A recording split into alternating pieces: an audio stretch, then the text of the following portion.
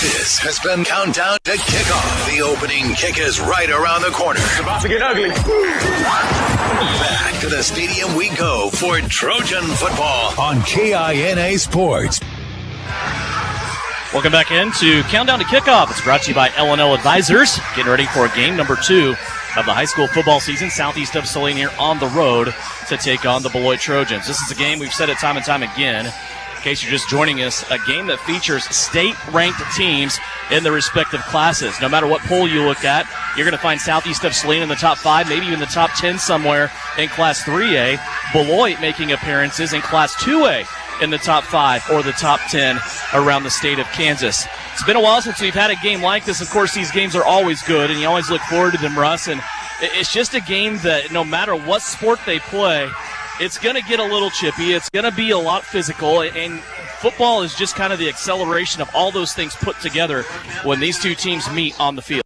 Yeah, you could tell right when we pulled into the stadium, the atmosphere here in Beloit, everybody is just excited for this game. It's been a battle the last 3 years.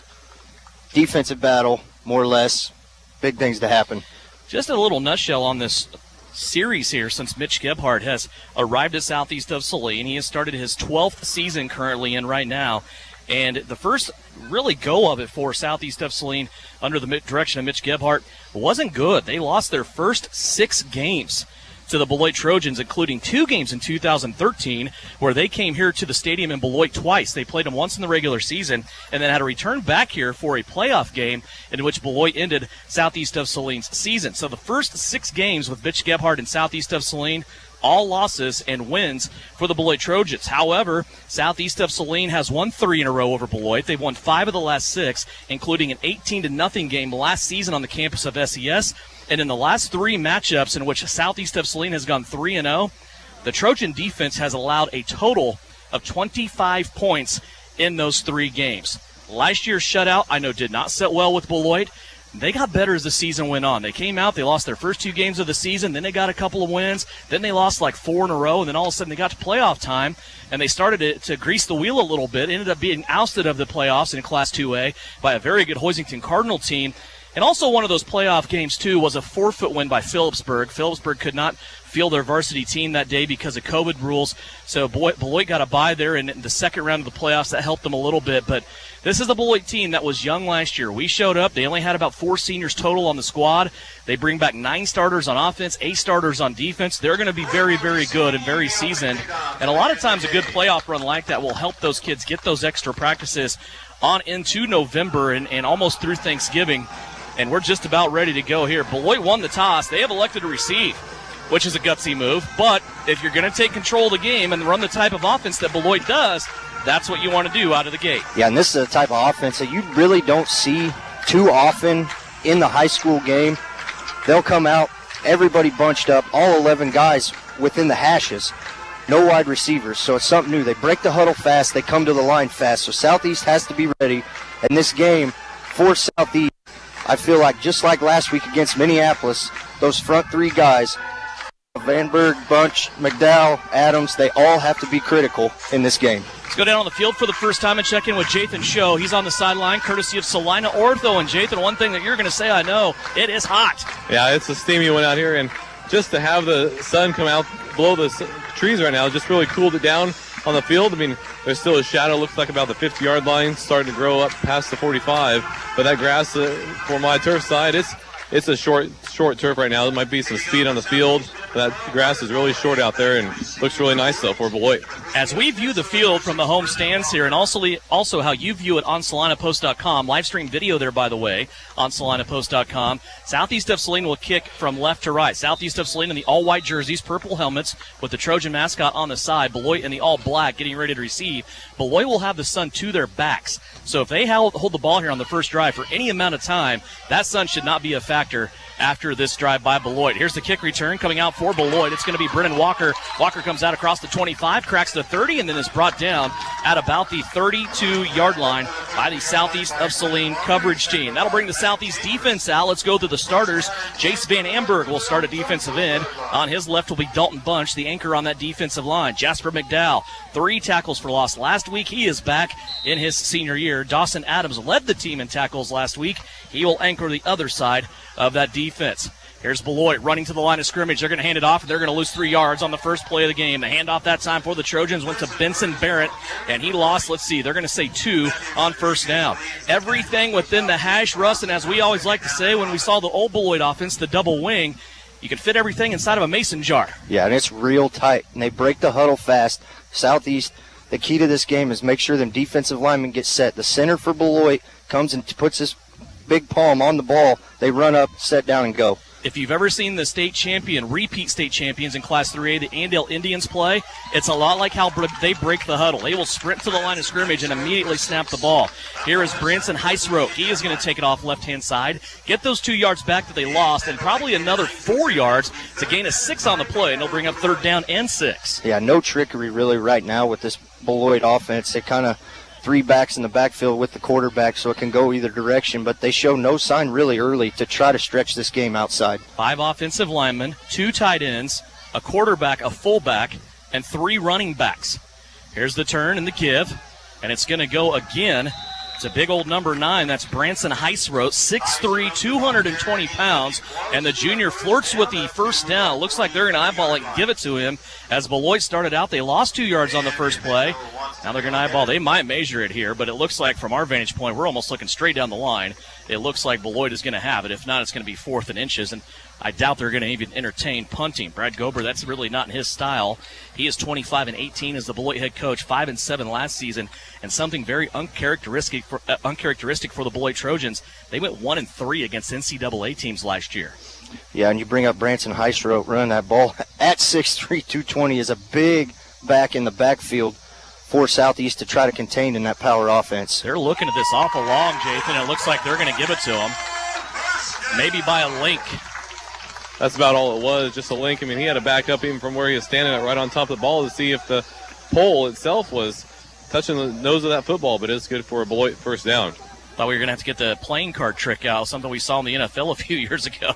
Is there separation or is there in? So Beloit will go all the way out now to the 43-yard line. That was another gain by Heisroth of about 6 yards. He has 2 carries now, 12 yards. He's a big back that Southeast of Saline will have to contend with again on this play. Heisroth comes out to the 48-yard line, and that's a gain of 5. 3 straight carries for Branson Heisroth, 17 yards. If it ain't broke, don't fix it. Heisroth getting about 4 yards a carry here, so Beloit really trying to set this tone early of the physicalness of this game. Nose of the football setting at the 48-yard line for the Beloit Trojans. We're just underway. It's the opening drive.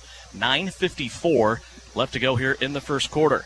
Gage Robinson, he was the right tackle last year. He takes over for center. He's going to come out first. And a good stand there defensively by Southeast of Saline's defense on that play. And it'll go for no gain on the play. Benson Barrett tried his hand at the right-hand side of that Beloit offensive line and didn't get anywhere. That'll bring up a third down and long 5. Yeah. Caden Isaacson and Matthew Rodriguez doing a nice job up that middle, stopping that play. Was Isaacson getting in the middle. Once again, Beloit here breaking the huddle, sprinting to the line of scrimmage. 3rd and 5. They're going to turn.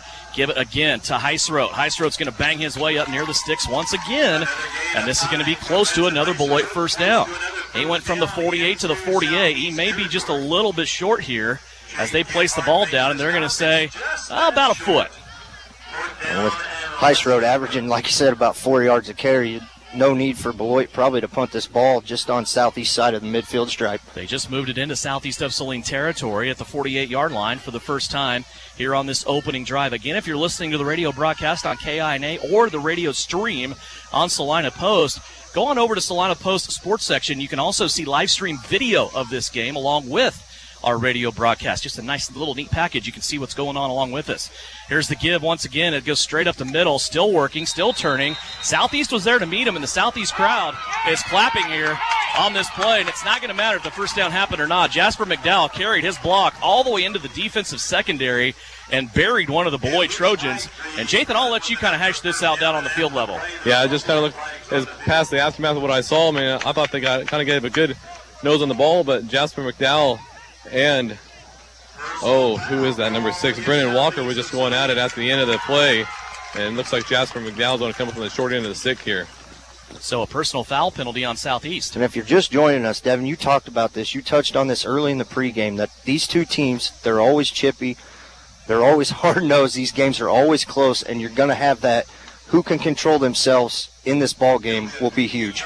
So Branson Barrett took the football to the 47, what was very close to a Beloit first down on 4th down, and no need to measure because the personal foul penalty against Jasper McDowell will advance the football now all the way to the southeast of Saline, 31-yard line. This drive lives on for the Beloit Trojans. 8:25 left to go first quarter, still scoreless.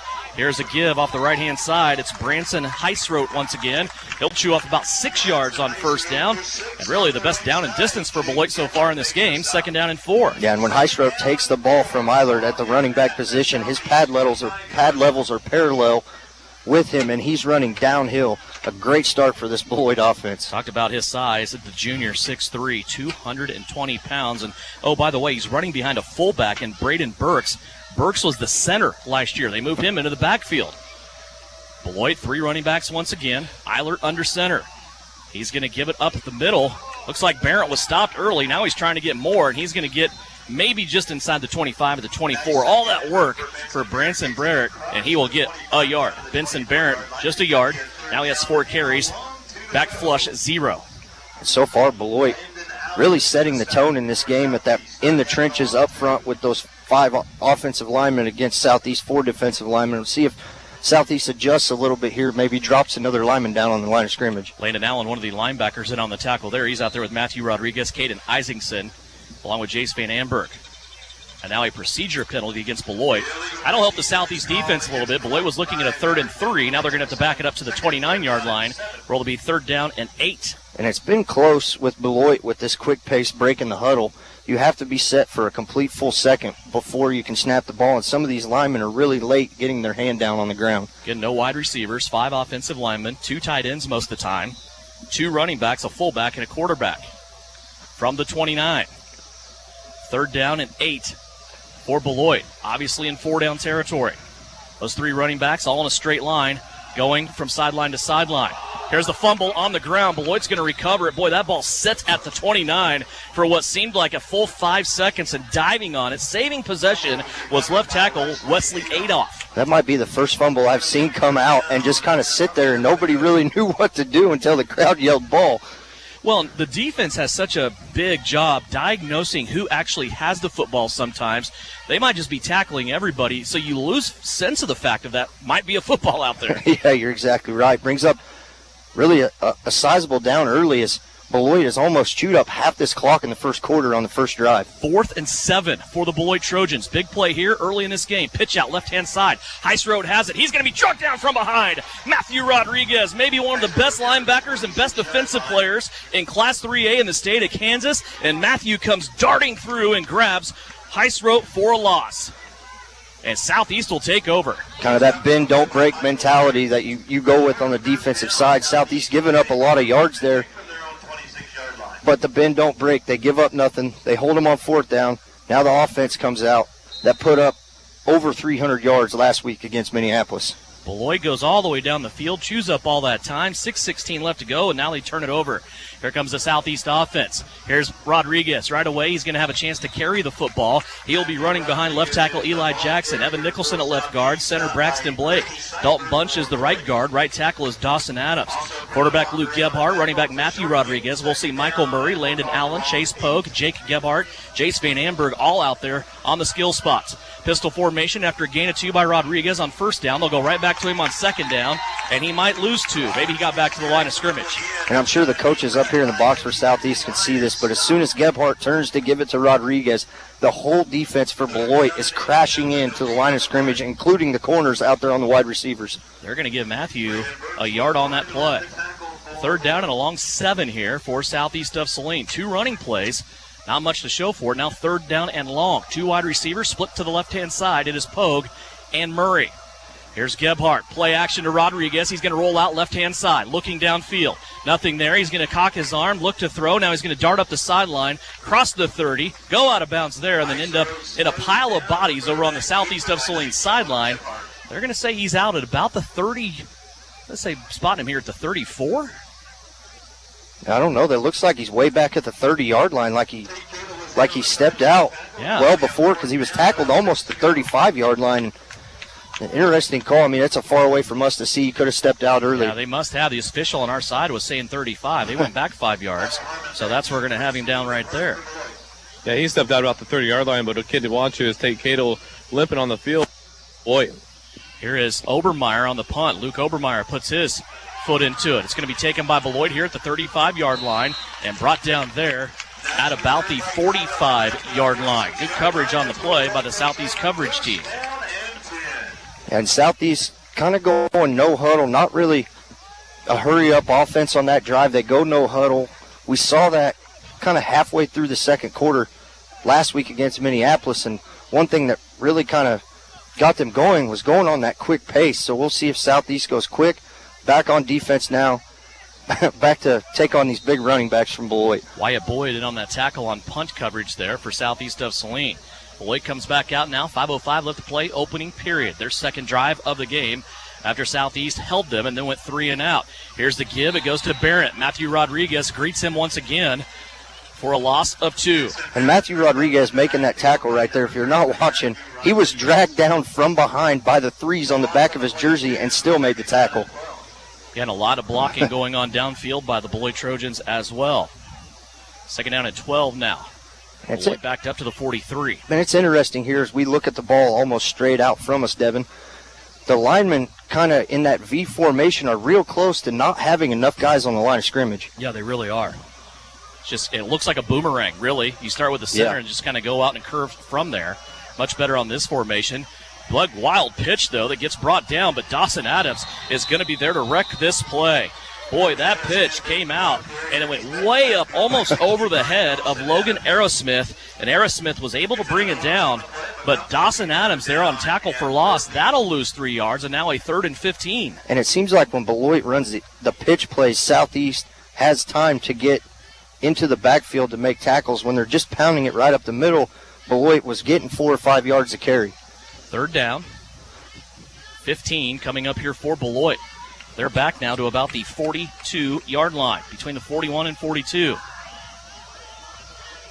They have a wide receiver this time. Eilert back to pass, the southpaw, lofts it up there. It's going to be picked. Here comes Michael Murray back the other way from the 35 to the 40 to the 50. Now he wants more room. He spins off a defender at the 45.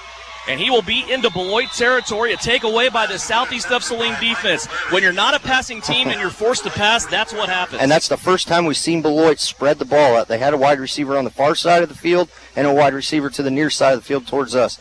Michael Murray, just excellent coverage. When you think a guy like Michael Murray is beat, his makeup speed, him and Chase Pogue are dead even, and Chase Pogue was right there with him to lay a key block on that wide receiver to free him.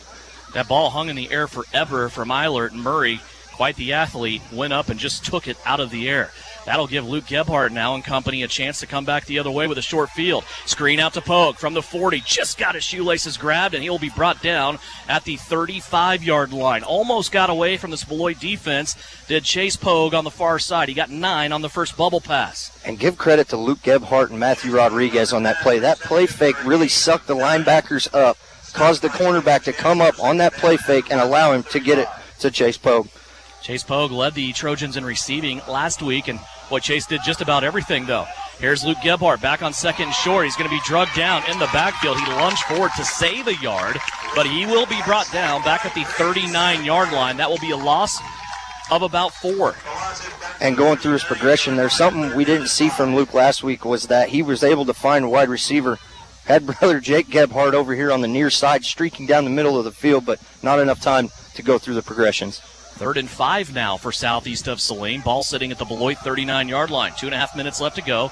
Still scoreless. Play action to Rodriguez. Bubble out here to Pogue. Pogue has a blocker out in front. It's Jake Gebhardt, and Pogue is going to take it for first down yardage. Twisting, turning, working off the block of Jake Gebhardt. He made his way to the 31-yard line. It's a gain of 8. And that's the second swing pass we've seen to Chase Pogue. Southeast trying to get the speed on the outside. Corners are playing about 7 yards off the ball. The dangerous thing about that, Russ, is he is catching the football on the run. Yeah, he's catching it already forward. Out there on the run, catching the ball and then running. Here's the fake to Rodriguez again. Gebhardt wants to throw it. It's grossly behind Michael Murray. That'll be an incomplete pass. Luke Gebhardt so far throwing the football. 2 of 3 throwing the football, 17 yards. Both those passes to Chase Pogue. He has been sacked once. Yeah, and he patted himself on the helmet there. My bad. Murray did have a step on the corner back there in the middle, but tough for Luke to go across the middle there. Second down and 10. 2:15 left to play. First quarter. A stacked backfield here for Southeast of Saline. They fake the jet sweep to Pogue. Luke Gebhardt's going to take it straight ahead, and he will grab the 29-yard line. And, Devin, you almost feel like they're running the ball, and I know Coach Gebhardt can see, the coaches up here can see Beloit just crashing down on every play action or every, run fake or run up the middle. The defense just crashing down. We do have a Beloit player down on the field. Looks like defensive end Brennan Walker, 6'3", 205-pound senior, is down on the field. And, of course, our first thought, Jathan, as we go to you, field level, brought to you by Saline Ortho, is the fact that it's hot, and almost 99% of the things that we're going to see here tonight, hopefully, will be cramp-related. Yeah, you definitely hope it's just cramps as he's getting up and walking off, and just kind of like have that stomach cramp where had too much water in the beginning of the day, and now it's starting to catch up to him. That's what I sometimes get. I was going to say, that sounds like only somebody that would say that's done that. Still scoreless here in the first quarter of play. Everybody taking a chance to hydrate here on that official's timeout. Of course, the officials very forgiving of this time, too, letting the guys get some water in them. Under 2 minutes left to play here in the opening quarter. Still scoreless. Biggest threat of the game so far right now is Southeast of Saline. Beloit also made the 29-yard line, though, remember. So this is the biggest threat we've had since Beloit did that on the opening drive. Third down and 9 for Southeast of Saline. Two wide receivers on the right-hand side. Gebhardt wants to go away from that, has Michael Murray, and he overthrows him out in the flat on the left. Yeah, and he had Michael Murray there. If he could have put it on the dime, Michael would have turned upfield, to get across the 20-yard line for sure to get that first down. So big fourth down here early in the game with 1:53 left. Beloit unable to convert on a long fourth down play on the last drive. Let's see what Southeast can do on this one. Luke was sensational last week in his first varsity start. He did have the interception, but he was 12 of 17 for almost 200 yards throwing the football. Southeast going to go for it here. 4th and 9. They need the 21. Gebhardt back to pass. Here comes the rush over the middle. Missed Chase Pogue. Pogue down the seam on the right-hand hash mark, and Gebhardt missed him going down that right-hand narrow side in between defenders, and a turnover on downs here for the Beloit defense. And I don't know if Gebhardt missed him so much as Chase Pogue kind of lost his footing as he went across the 35-yard line, stumbled, put his hands up, was almost able to get his hands on it as he was going to the ground. So, Devin, so far, defensive battle, just like we talked about. 30 yards so far for Branson Heisroad. He's the leading rusher for the Beloit Trojans. Vincent Barrett, -2 yards. Logan Aerosmith, -3 yards. Beloit has thrown the interception on their only pass attempt. They will get the football here, starting out at their own 29-yard line. Sun is down. It's not a factor. Lights on here at the Beloit Trojan Stadium. Natural grass field. Pretty good shape here in week number 2. Here's the give to Heisroad. He's going to be drugged down from behind by Matthew Rodriguez. He had a couple of blockers he was following out in front of him, but Rodriguez was able to get to him from behind and stop him for a loss of 4. Yeah, this Beloit offense, it's almost hard to see who's getting the handoff because they're all within 4 or 5 yard bubble of each other. Second down with the football setting at the 33-yard line. That gain of 4 brings up second down and 6. Again, the center. Sprinting up to the football, Gage Robinson. Everybody will get set around him. They'll go back to Heisroad here. He comes through the line of scrimmage into the second level, moving Southeast of Saline defensive players, and he's going to end up with a gain of about 9 yards, all the way out to the 41-yard line. They're going to say it's a gain of 8. Heisroad is having a lane to run in, whether it's to the right or to the left, with Rodriguez being the first contact about 3 yards after the line of scrimmage. Good job there by Heisroad, just really taking it to the Southeast of Saline defense. That's his longest carry of the night. Now 8 carries for 42 yards.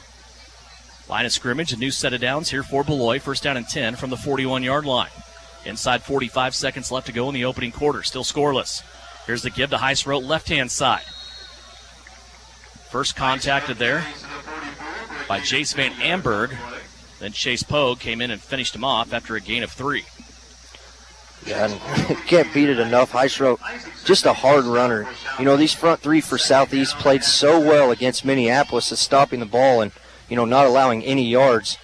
Kind of struggling right now early against this different Beloit offense. Well, they're matched up against the Beloit offensive line that averages 250 pounds a guy. They go 235, 225, 255 at center, 265, and 270 on the right-hand side. And Beloit is going to coast into the second quarter here and take the break. We are at the end of one, and we are still scoreless. Beloit has the football. When we come back, you're listening and watching Southeast of Saline Trojan football here live from Beloit, and it's brought to you by Saline Ortho.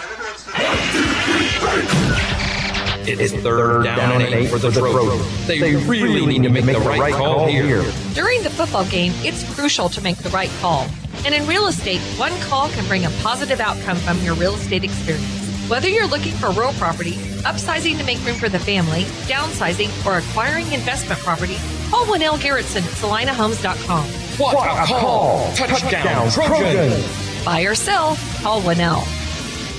Maybe you don't play quarterback or make the highlight reel. Maybe you're not a high school athlete anymore. But just like an athlete, you can get first-class orthopedic care from Saline Ortho. Their doctors and staff strive to get you back to an injury-free, pain-free life as quickly as possible. Saline Ortho has a doctor on call 24/7 for all orthopedic injuries. So next time you're injured, trust the experts at Saline Ortho. Your voice, your choice, past, present, and future. See them online at salineortho.com. You're listening to Trojan Football on KINA Sports. Back here at Beloit Stadium, southeast of Saline playing defense. They are still scoreless with the Beloit Trojans. 0-0 here in week number 2. Both these teams 1-0, both of them state-ranked. Beloit in 2A, southeast of Saline in Class 3A.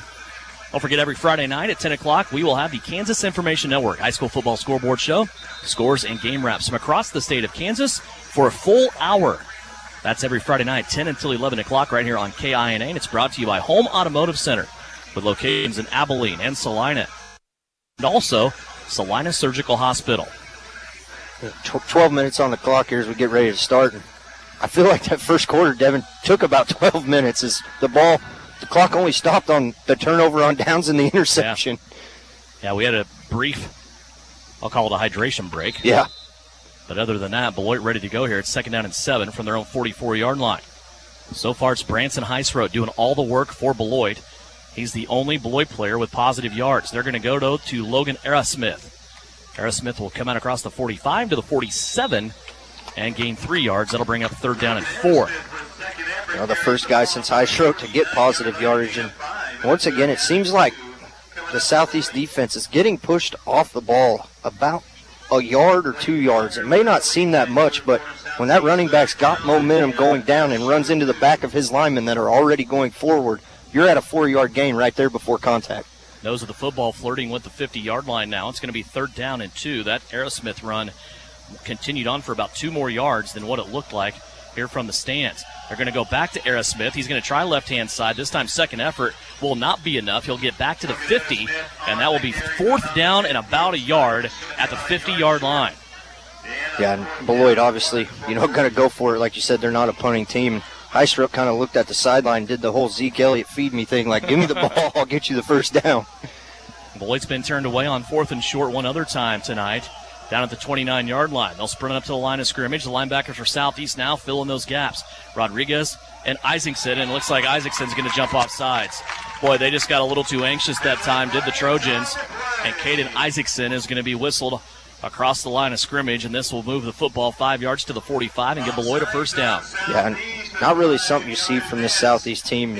They're pretty dedicated and, on the ball, ready to go and not jumping across the line. And I think Coach Gebhardt's letting them know that, hey, come on now, you guys know better than that. Mental mistakes. Not a lot of penalties so far in this game. About a penalty on each team so far with 10:39 left to go here second quarter. Beloit now into southeast of Saline territory for the second time, this time at the 45-yard line where it's 1st down and 10. 3 backs directly behind Owen Eiler, who's the quarterback. They give it off to Heisroth. He is carrying southeast of Saline players all the way to the 38, 39-yard line. Let's see where they're going to spot this football. They're going to say at the 39. That'll be a gain of 6. Yeah, Chase Pogue and a host of Southeast players kind of jumping on the back nonetheless there from Heisroth as a 220-pound running back is tough to bring down at a full head of steam. I guess my question as we keep going through this is how many carries can he actually get in this game? He's already at 10. We're not even halfway through the second quarter yet. 2nd down and 4. Ball setting at the 44. Beloit putting together a lengthy drive here. They go back to Heiss Road, 11th carry. He's inside the 35 to the 34, and another Beloit first down. That's a gain of 5. 56 yards on his 11th carry, averaging just a little over 5 yards a carry. Yeah, I guess you're going to test the stamina of Heiss Road. 11 carries early in the game, and that's a lot of carries. Some running backs in high school don't even get 11 carries in a total game, and we're at 11 already. Most carries anybody from southeast of Saline had last week was 9. That was Matthew Rodriguez. First down and 10 for the Beloit Trojans. 34-yard line is their line of scrimmage. 9:19 left to go. Still scoreless. Here's Heiss Road again, trying left-hand side. Gets through the original line of scrimmage. Maybe stumbled ahead and fell for a yard. Yeah, he just won't be denied, and that was the first time really since Heiss Road's carried the ball that Southeast looked like they won that battle up front on first down to hold them to just a yard gain. Football sitting just outside of the 34-yard line for Beloit. 2nd down and 9. The Southeast defense has spent a lot of time on the field here in this first half. Their offense has been out there a couple of times, went 3 and out on their first drive. Their second drive, they did get a first down, but then went 4 more plays and gave it back. Heiss Road now on the left-hand side. Gets chopped at the ankles, this time by Michael Murray at the 31-yard line. That's only a gain of 2. And that might be the first time the secondary has been able to come up and make a tackle on Heiss Road in first contact. Well, when there's no wide receivers and you're just playing tight ends, Jathan, I mean, that's almost what you have to do, right? Yeah, pretty much. Those last 2 tackles were both by Southeast Michael Murray, and he's just flipping Heiss Road over, and Heiss Road's really having a feel for it right now. As last huddle, he was kneeling down quite a bit, and he's slow to get back up every single drive right now and limping around. So it looks like they're going to take a timeout here, guys. It looks like they're going to use all the time they can. I think maybe the question right now is who's more fatigued, this Beloit offense or the Southeast defense? Both of them look like they need a break, and Beloit's going to take the responsibility of the timeout. That'll give us a chance to step away. 7:46 left to go, second quarter. Beloit has the ball, and we are still scoreless. Salina Ortho bringing you Southeast of Saline football here on KINA. The Bennington State Bank proudly supports local sports and wants each student to know that their hard work and talent is noticed and appreciated. At Bennington State Bank, they care about local communities and are committed to fostering long-term relationships through the delivery of excellent customer service, integrity, and fairness. From helping local businesses acquire relief loans to supporting community youth and nonprofits to helping you purchase your dream home or invest in your future, Bennington State Bank is here to help. Give them a call to experience exceptional banking with hometown service. Bennington State Bank, your trusted hometown bank. Member FDIC. You are listening to Southeast Trojan football on KINA Sports. Keep it tuned right here at halftime after we talk to Mitch Gebhardt as he goes into the locker room. We'll have his final thoughts of the first half before he leaves the field here at halftime. We'll take a short break. When we come back on the Knopf Auto and Truck Accessories halftime report, we'll sit down and talk with Wade Castleman. Wade has an early morning, so he joined us on the phone earlier to talk about Southeast of Saline cross country. First place finishes yesterday in Heston for both the boys and girls for Southeast of Saline, and they're getting ready for a big meet in Wamego tomorrow. Southeast will actually compete with the 4A schools in Wamego tomorrow. That'll get an early morning start. They're leaving the school at 5 a.m. That'll morning. Test them, too. Yes. 2 meets in 3 days. He's pretty excited about it, especially with this heat. He said it's going to be a challenge for his kids, so eager to see how those results go for Southeast of Saline. Beloit now 3rd down and 6. They go to Heiss Road after the break, and it's going to work out. That timeout paid off. Luke Gebhardt, the last line of defense for Southeast of Saline, as Heiss Road takes it to the 24. It's a gain of 7 and a first down for the Beloit Trojans. Yeah, and during that whole timeout, Heiss Road was down on a knee, getting some water, and maybe taking too much as the coach took the water bottle away from him there. But Heiss Road just kind of having a day right now in only about 15 minutes of football. 14 carries, 66 yards. He is carrying the load for this Beloit offense. They go back to Heiss Road. He gets stuck in the line of scrimmage. Matthew Rodriguez nearly popped his helmet off. And he is going to make it to the 20 and then no more. It's a gain of 3. Yeah, and Rodriguez almost had him on 1 foot there and able to stop him short. Hystro, he's real slow, hands on hips, walking back to the huddle. And, I mean, I would be too, as now he drops down to a knee. 69 yards now for Hystro with 15 carries. Yeah, and they're just, I mean, if it ain't broke, don't fix it. Carry me, big boy. They were more well spread out last week against Marysville. They had 3 backs with about 80 yards. That's not happening so far here tonight. 2nd down and 7. Penalty flag flies before this one gets out of the gates, and it's going to be offsides on the defense. I think the left defensive end, I'm not sure who that is down there, but looks like it was Dalton Bunch that time. Yeah, maybe. He was lined up in the neutral zone. I mean, he was real close to head over the football. So the second penalty of the game on southeast of Saline.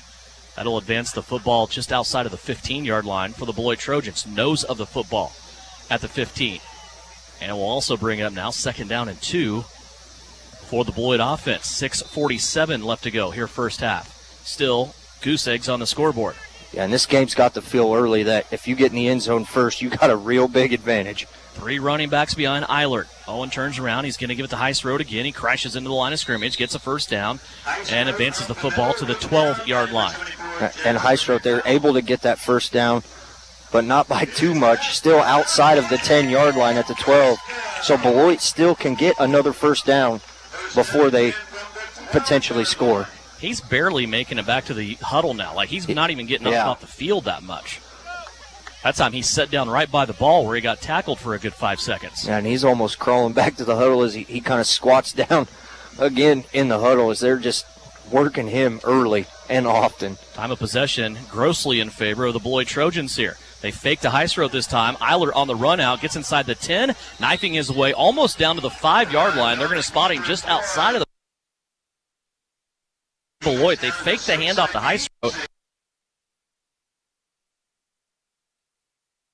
Gain of 7 down to the 5. And I don't think you'll see that very often from this Beloit team. Eilert, not really a known rusher on this offensive team. 2nd down and 4 now. Called that a gain of 6. And Beloit inside the 10-yard line at the 6. They go back to Hystro. They hand off, and he has big blockers out in front of him, and he's going to take it into the end zone. Branson Hystro ends up scoring 6 yards away on his 17th carry of the night. And he is in for a touchdown. Yeah, and it kind of looks like on this play of paying attention, the offensive line for Beloit kind of almost submarine the southeast front three, just diving at their ankles to get them off balance and able for Hystro to get across that first level into the backfield, and on that play, pay dirt. Beloit now will line it up and go for 2. 5.5 minutes left to go. Here's the give, back to Hystro, looking for that goal line. Looks like he's going to be stacked up in a traffic jam, and he will be denied. Beloit holds the lead. 5.5 minutes left to go here in the second quarter. It is 6-0. Beloit's Trojans leading by a touchdown. Southeast of Saline with the reception of the kick. When we come back, Trojan football brought to you by Saline Ortho. When it comes to making plans for next year, it's time to think new for 22. Take advantage of the season's best pricing on model year 2022 Case IH equipment from CanEquip. Choose from Case IH seeders, tillage tools, and more. Plus 5 years of an AFS Connect subscription with purchase on select equipment. Visit CanEquip in Salina, your Case IH Red Zone sponsor. CanEquip you. You're listening to Southeast of Saline football on KINA.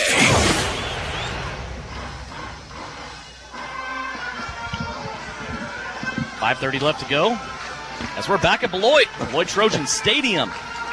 Devin Haney, Russ Kossel, Jathan Show on the field. Big Sam Purdy producing and engineering. Yes, 5:30 left to go in the second quarter.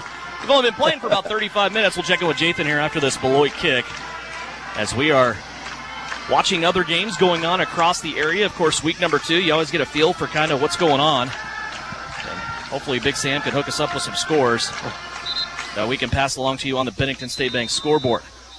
6-0 Beloit. They just scored. Branson Hystro. with a 6-yard touchdown run. Southeast of Saline has been out on the field for some time, waiting on Beloit to accompany them, and looks like Beloit is using all the time they can to get out on the field here. Yeah, we go down to Jathan here after this kickoff. I got an interesting question. I want to see if he can see from a perspective from down there on the sideline that we cannot see way up here at Beloit Stadium. One score I do have for you, bottom of the first, Royals and Twins already going at it. Twins are up 4-3. They are the anti-Beloit Southeast game. They are scoring 7 runs already in the first inning. Here it's 6-0. Beloit has just scored with 5:30 left to go in the second.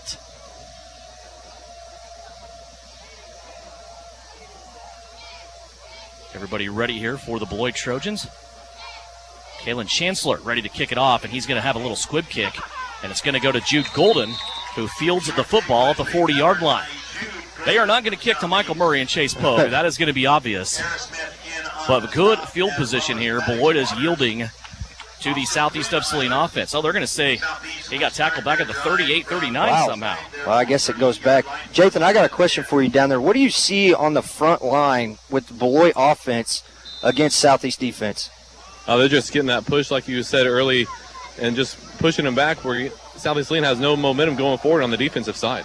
Here's Luke Gebhardt looking right off the shotgun snap, puts it out for Landon Allen, and that is going to be incomplete. Luke having trouble hooking up with his receivers here so far tonight. He is 2 of 6 throwing the football. It's 2 completions to Chase Pogue for 17 yards. And Luke just looks from up here a little uncomfortable with back there taking that 3-step drop and throwing, because he's had Michael Murray and Chase Pogue open on them out routes 3 times now and has missed them all 3 times. Second down and 10 after the incompletion. Pistol formation. They want to run option right-hand side. Gebhardt got us stuck in between a pitch and a keeper that time. You had Matthew Rodriguez in his sidecar. Gebhardt's going to keep it and lose 2. Yeah, just a rough going right now for this Southeast offense. Has not really been able to get the momentum and get going down the field.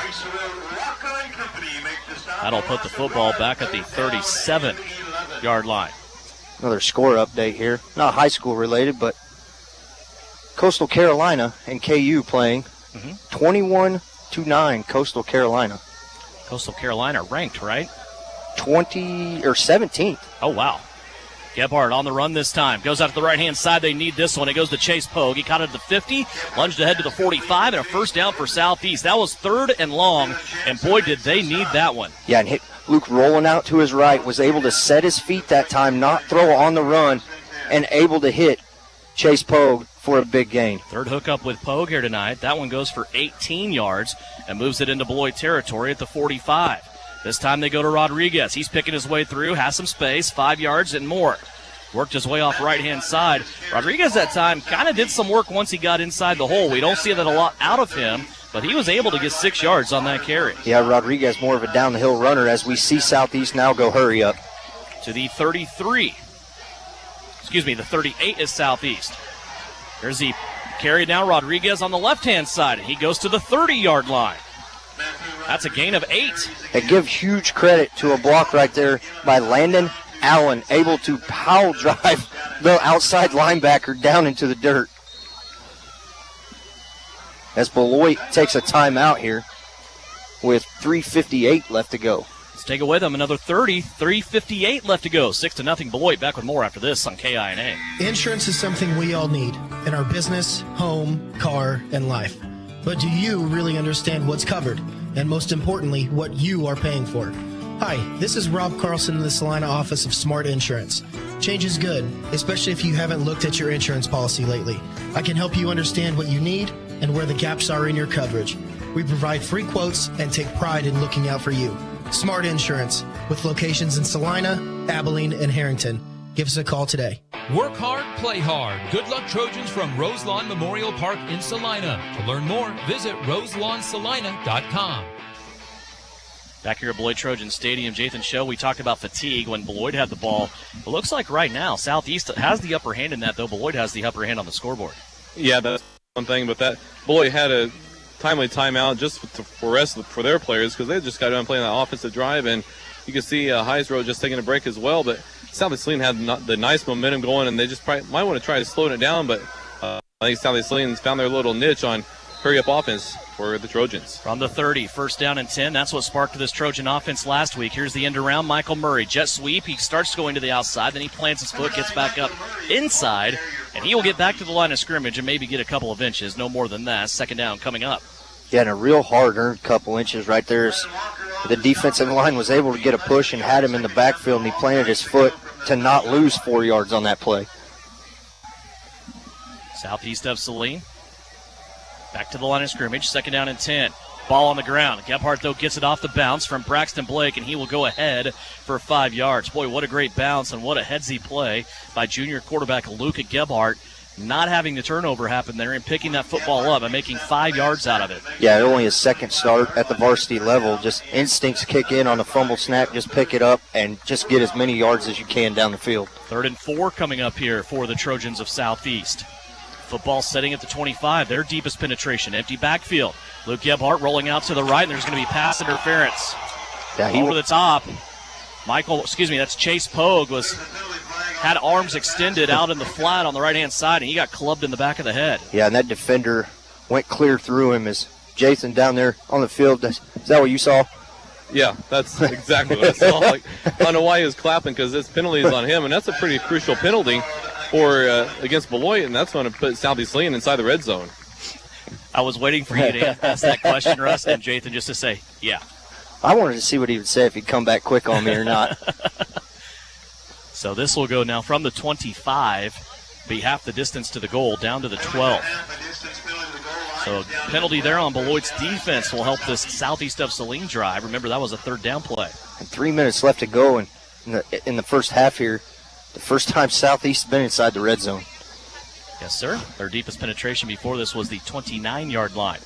First down and 10 from the 12.5. Gebhardt has Rodriguez on the left-hand side. Here comes Murray on the jet sweep. Gebhardt's going to fake it to him. Now roll ahead. And Gebhardt will barrel roll his way down to about the 10 on a gain of 2. Yeah, and those runs Gebhardt has up the middle, he is taking a shot from 4 or 5 Beloit Trojans. 6 yards rushing so far by Luke Gebhardt. Remember, he did have a 2-yard loss in there. So working his way back into positive yardage. From the 10. Second down. Gebhardt gives it to Rodriguez. Matthew takes it, and he might have got back to the line of scrimmage at the 10-yard line. The one thing I noticed on the last 2 run plays that Southeast has ran there, the offensive line is getting a good push, but Beloit, the front 3-4, are able to shed off the blocks to fight them off to stop Gebhardt and Rodriguez for no gain. Yeah, and that's a bunch of returners on that defensive line, averaging about 220 pounds for Beloit in their 4-4 defense. Big 3rd down and 8 for Southeast. Gebhardt rolling out to the left-hand side, has that ball caught, goes to the end zone, up high. He's going to find Chase Pogue for the 2nd week in a row. Pogue is going to be in the end zone for a Southeast of Saline touchdown reception. We are tied. And that's where Luke Gebhardt has been at his game tonight in this first half. When he drops back to pass, whether he rolls to his left or to his right, when he has time to set his feet, square his shoulders up, he has connected every time. His favorite target so far in this game has been Chase Pogue. Gebhardt is 4 of 8. All 4 of those completions have gone to Pogue. Now going for 2 is Southeast. Rodriguez on the right hip of Gebhardt. Little misdirection play. Gebhardt rolling out here. This is a traditional set. And in the back corner of the end zone, it's going to be a catch to Jake Gebhardt. So Luke to Jake, the twins hook up, and Southeast of Saline gets the lead for the first time tonight. They are up 8-6 with 1:52 left to go in the second quarter. Back with more Southeast of Saline football, brought to you by Saline Ortho here on KINA. At home or on the road, K4 Garage will keep you moving. With over 12 years of mechanic experience, owner Nick Trout will diagnose and repair your engine to keep you in the game. Full-service gas, diesel, or tires. K4 Garage also has a fully stocked convenience store with snacks and drinks. Open Monday through Friday, 7:30 to 6, Saturday from 9 until 3. Trust K4 Garage with keeping you on the road. And if it has oil, they can change it at K4 Garage in Gypsum. You're listening to Trojan Football on KINA Sports. 10-yard touchdown reception. Chase Pogue from Luke Gebhardt. Last week, Chase Pogue did something that's really incredible when you think about it. He rushed for a touchdown. He had a receiving touchdown. He also had an interception on defense, and he also had a punt return for a touchdown.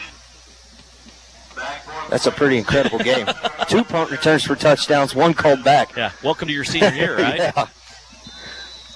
1:52 up on the clock. Southeast of Saline with the lead. It's 8-6. Trojans ready to kick it away. Boyd with the football in the air. Harris Smith is going to take it at the 14-yard line. He comes out to the 20, taps the brakes, got stood up there at the 25. Now he's going to spin off, look for more. He might have made it out to the 30-yard line. That's where Beloit will have the football and start out with 1:44 left to go before halftime. Guys, this is a first half where Southeast of Saline only had the football 3 times. And the first 2 drives were quick. Well, Yes. the first one, 4 and out. Yes, sir. A total of 7 plays on that second drive, 10 plays altogether before that third drive. See what Beloit can do here. They're in a pinch for time. They only have 1 timeout remaining, 1:44 left on the clock. Heistrow's got about as many carries as Southeast offense has plays. Maybe more. Yeah, that's a good point. Good point. Here's the give inside. This is going to be Benson Barrett. It's his first carry for a good chunky yardage here this evening. He's going to be moved out to the 37-yard line. It's a gain of 8. He now has 6 carries for 6 yards. And Heistrow going both ways. Even after that first play that he didn't get the ball, he's still got his hands on his hips, but a trio of running backs back there. I think it's important also to remind you, Southeast of Saline scheduled to get the football to start second half. Doesn't seem like Beloit's in that big of a hurry here. They're going to hand it off again. Hey, I don't out to the 40. I don't believe Heistrow's even out there for this drive here for Beloit, so he's getting an extra extended break here as he probably needed. Over here on the Beloit sideline on his knee. where he's been even in the huddle when he was out there. So, Branson Barrett having 2 huge carries there, 2 carries for 11 yards in back-to-back plays. Out to the 41. 59 seconds left to go. They're going to try it off the right-hand side again. They're going to say maybe the 43. That's a gain of 2. Yeah, his 8th carry of the game. Brennan Walker, the tight end for Beloit, kind of getting chippy with Matthew Rodriguez. Kind of got a little late shot on Matthew there at the end of that play. And I don't know if that's the guy I'd be picking on. He turned and Matthew almost said something to the official. Then he turned and looked at Walker again, almost as if to record that number visually for later use. 2nd down and 9.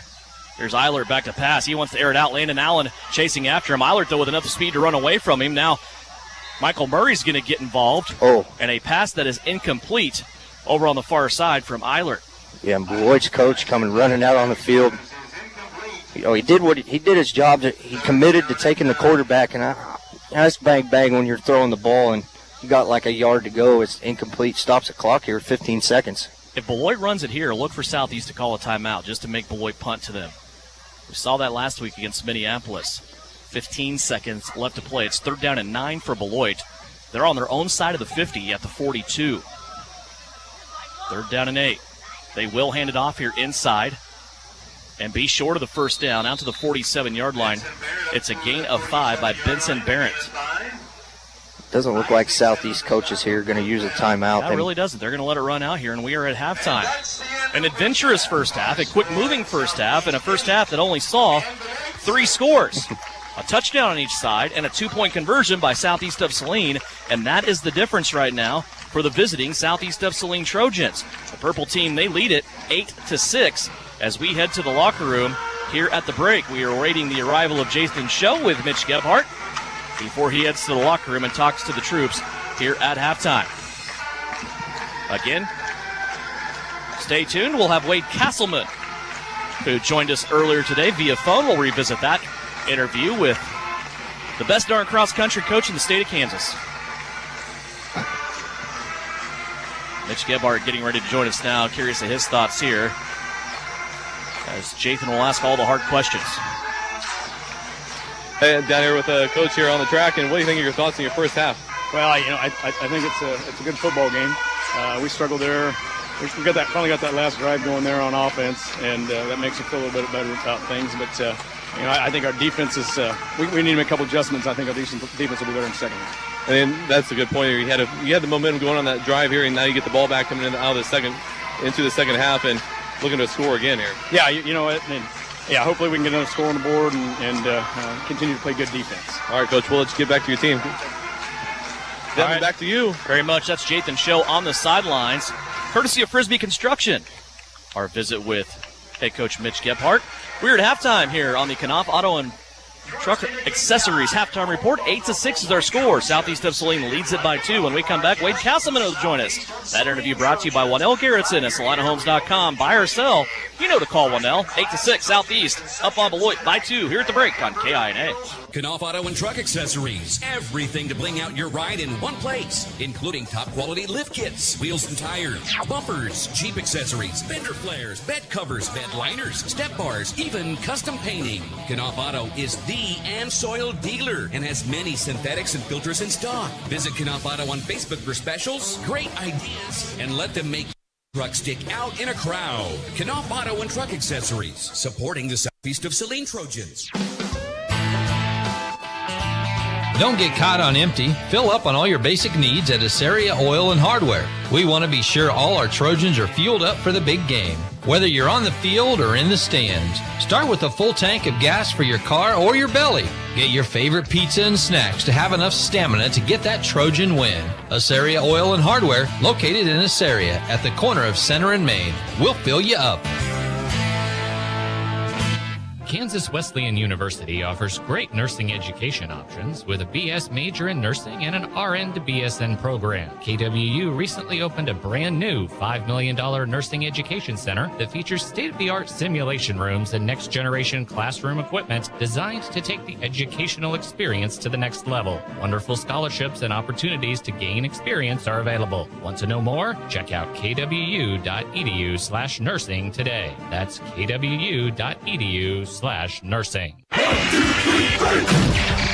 It's third down and 8 for the Trojans. They really need to make the right call here. During the football game, it's crucial to make the right call. And in real estate, one call can bring a positive outcome from your real estate experience. Whether you're looking for real property, upsizing to make room for the family, downsizing, or acquiring investment property, call Wanell Garrettson at SalinaHomes.com. What a call! Touchdown, Trojans! Buy or sell, call Wanell. This is the Trojan Halftime Report. Coming up, a first half recap, stats, interviews, and a look at other area games. Let's head back to the stadium for Trojan Halftime on KINA. Back here at halftime, Southeast of Saline football on the road at Beloit, and that gives us a chance to check in on Southeast of Saline cross country with head coach Wade Castleman. Boy, Coach, I appreciate you spending the time. You're in a little bit of a pinch of a schedule here in between meets that are fairly close, and you're going to have an early morning in the morning on Saturday getting to Wamego. We'll talk about that in a little bit, but let's first check back what happened in Heston. On Thursday, you were able to get your first action of the season, and it took a little while to get to your first meet. Of course, the one last week in Abilene was postponed or canceled due to weather, and you were able to get action in on Heston's course. Tell us about the course and tell us how the day went. Let's first start with the ladies. Let's go with the Southeast of Saline cross-country girls. Sure. It started off, it's a unique meet in the first place that freshmen run against freshmen and sophomores against sophomores and so on. And so it's an opportunity for the kids to run against, kids of their own age.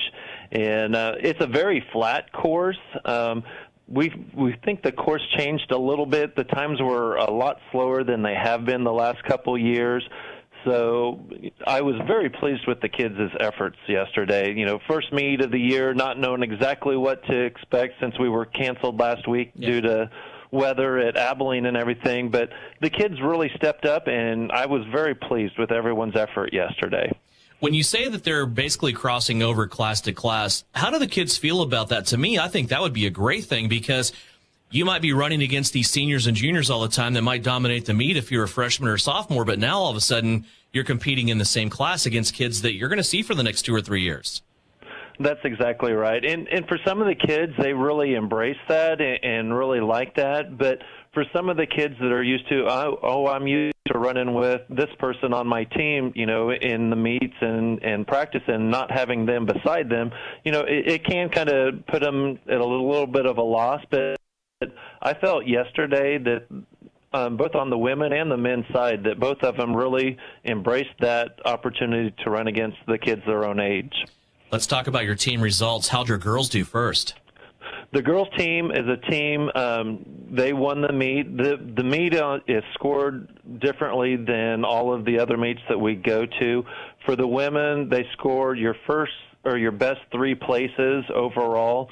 So we had a combined score of 6 points yesterday, and those 6 points came from Gentry Alderson's first place in the senior race. Abby Comerford was second in the freshman race, and Callie Augustine was third in the freshman race. So that's where we got our 6 points on the women's side yesterday. And how'd your guys do? They won also. On the boys' side, they take your 5 best places overall. And so we were led by sophomore Levi Allen. He got first place in the sophomore race. Dylan Sprecher was first in the senior race. And then helping us fill our other 3 spots, Damian Jackson was second in the junior race. Joel Kerr was 5th in the senior race. And I believe it was Ben Heinrich was 5th in the freshman race. Great. So overall, a great day for the cross-country runners. How'd you feel about their performance? I know you kind of gauge things a little bit differently. When you're looking at the performance, I know the kids have higher standards than just, finishing here or there. Just overall for your first meet of the season, how do you think everything went? I thought it went really well. We got to see some of the power schools that, we've talked about earlier this year, early in the season. We got to see Wichita Trinity. And we got to see Scott City, and I thought we stepped up to the challenge and ran very well. And we also got to see Smoky Valley also yesterday. So I was very pleased with everyone's effort. The attitudes were really good. It was kind of dry and hot and humid a little bit yesterday, and like I said, the course we think was a little bit long, but the kids, I let them know ahead of time, hey, don't be disappointed if your time's slower. You just got to go out and compete and get that first mark of the season and go from there. You're in a unique spot now because after the Abilene meet got canceled, you were able to schedule a date tomorrow on Waumego's course. Here we are a couple weeks into the school year. You're looking at your second meet, and they're pretty close here between Heston on Thursday and Wamego on Saturday. And we're dealing with some extreme heat. Even here in Beloit tonight, it was almost 100 degrees today, and we're seeing it on the football field. How does a recovery go when it's this hot out and the meets are that close together? One of the things that we talk to the kids about is, you've really got to almost overhydrate. That is so important. And we had practice this morning. On Friday we always practice in the morning, so we just did a real light jog just to kind of get any stiffness out that they may have, because we're going to hit it early tomorrow morning. We were asked to run in the 4A division tomorrow at Wamego, which is going to be a unique opportunity for us. And, we look forward to that challenge. Originally it was scheduled to run at 9 o'clock, which we didn't think was going to be such a big deal, leaving school at 6 o'clock in the morning. But because of the heat, they moved up the schedule, the race times. So now our varsity girls will be running at 8 o'clock in the morning instead of 9. So we'll be loading the bus up about 4:45 in the morning for our 2-hour trip to Wamego. But they're young, they're resilient, and we know that they'll snap back real quick. It's always intriguing to me when you say this, and I thought about it a lot after our conversation last Friday night. You guys joining this Wamego meet, not only is it a chance to run on a course that you're going to see in the postseason at state, but it's also a chance to step into Class 4A and go against some bigger schools. This is a great opportunity, isn't it? It really is. And, in track, we compete against 4A a lot in track and field. And we do see some quite a few, not as many in cross country as we do in track, but there's some very, very good 4A schools that will be there tomorrow. Buhler has a great cross country program. I think it was their boys that won last year, so we'll get to run against them. They have a boy that's favored to win 4A this year at state. So it'll be good for Dylan to get to run against him tomorrow and see where he's at, especially since we turn around and run next Thursday at Buhler. Can't wait to hear all about it. Wade Castleman, the head coach of Southeast of Saline's cross-country teams. They are going to Wamego. First thing in the morning, the bus leaves at 5. So, Coach, get some rest tonight and have a great day tomorrow at Wamego. I can't wait to hear all about it. All right. Thank you so much, Devin. Back with more halftime. Southeast of Saline football at Beloit. Back with stats after this from the first half here on KINA. Knopf Auto and Truck Accessories. Everything to bling out your ride in one place, including top quality lift kits, wheels and tires, bumpers, Jeep accessories, fender flares, bed covers, bed liners, step bars, even custom painting. Auto is the and soil dealer and has many synthetics and filters in stock. Visit Knopf Auto on Facebook for specials, great ideas, and let them make your truck stick out in a crowd. Knopf Auto and Truck Accessories, supporting the Southeast of Saline Trojans. Exit 14 Restaurant in Gypsum, Kansas is cooking up something amazing today. Whether you want to order from our menu or try one of our delicious daily specials, try one of their scrumptious desserts. Exit 14 is open for lunch Tuesday through Saturday 11 to 2 and 5 to 9 Thursday through Saturday. Head out to try Prime Rib Night last Saturday of the month and open for Chicken Dinner Day on the first Sunday of the month. Exit 14, 512 Maple in Gypsum, Kansas. Great people, great food, good time. Maybe you don't play quarterback or make the highlight reel. Maybe you're not a high school athlete anymore. But just like an athlete, you can get first-class orthopedic care from Saline Ortho. Their doctors and staff strive to get you back to an injury-free, pain-free life as quickly as possible. Saline Ortho has a doctor on call 24/7 for all orthopedic injuries. So next time you're injured, trust the experts at Saline Ortho. Your voice, your choice, past, present, and future. See them online at salineortho.com. Frisbee Construction is a service organization for the commercial grain industry dedicated to giving you the best in planning, the best in quality, and the best of workmanship and overall the best value for your dollar since 1949. Frisbee Construction specializes in new construction as well as remodel and repair of grain handling facilities throughout the Midwest. Frisbee Construction Company in Gypsum has emergency crews available as needed. For more information, go to frisbeeinc.com. You're listening to Southeast of Saline football on KINA. Back here at Beloit Trojan Stadium, Southeast of Saline and Beloit tangling here. NCAA play with the two rivals, and Southeast of Saline leading 8-6 as we hit the halftime break. For Beloit, in that first half, it was the rushing game. It was mostly carried by Branson Heisroth. He hit the half, 17 carries, 78 yards. His last carry went for a 6-yard touchdown. Benson Behrens came in, got 9 carries for 16 yards. Logan Arrowsmith has 3 carries for 3 yards, and Owen Eilert, the quarterback, 1 carry for 7 yards. Eilert throwing the football 0 of 2, had the interception that was taken away by Michael Murray. For the Southeast of Saline Trojans, Luke Gebhardt, 4 of 8 throwing the football. All 4 of those completions went to Chase Pogue. Pogue at halftime, 45 yards and a touchdown. Leading rusher, Matthew Rodriguez, 6 carries, 24 yards. Luke Gebhardt, 5 carries, 6 yards. Total offensive numbers from the first half. Southeast of Saline, 30 yards rushing, 45 yards passing, a total of 75. Beloit had a total of 104, all of them on the ground. Time now to take a check of your Bennington State Bank scoreboard for the first time this evening. And one of the biggest football games in the state of Kansas year in and year out is the I-70 rivalry for the championship trophy between the Junction City Blue Jays and the Manhattan Indians. Right now, nearing the half, Manhattan leads 21-14 over Junction City. Clay Center over Jeff West, 27-0 as we look down Highway 24. Sacred Heart and El Saline in Saline County. The Knights leading the Cardinals 14-13 at half. Concordia all over Abilene, 38-6 in the NCKL. Chapman giving a really good battle to Holton on the road. The Irish and the Wildcats right now, Holton leading as they approach the halftime. Break 10-8. Two really, really good football teams down the road from Southeast of Saline, Hillsboro and Heston. Hillsboro leads the Slothers of Heston 12-7. And Russell, the opponent next week for Southeast of Saline.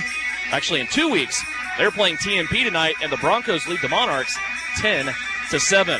From NCAA play, Concordia leads, not Concordia, it's Coastal. Coastal leads KU.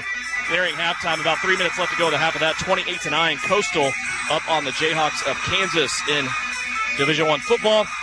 And also in Major League Baseball, in the top of the third, the Twins lead the Royals 4-3. Russ, your new image audio, keys to success for Southeast of Saline as we start to look at the second half. My key to success is going to be right here on this opening kickoff drive for Southeast of Saline. If Southeast can come out, get a decent return, and put a good offensive drive together like the last drive did when they scored, when they drove all the way down the field, and put one up on them early and get the 2-point conversion being key, I think it'll set the tone for this whole second half. These two Trojan teams, Jathan, are two teams that played very, very well in the second half last week. Southeast of Saline was only up 14-0 over Minneapolis at halftime. They end up winning 50-0. Beloit and Marysville, that game was 8-6 forever, even going into early fourth quarter. Beloit ends up winning that game 24-12. What are your thoughts from field level?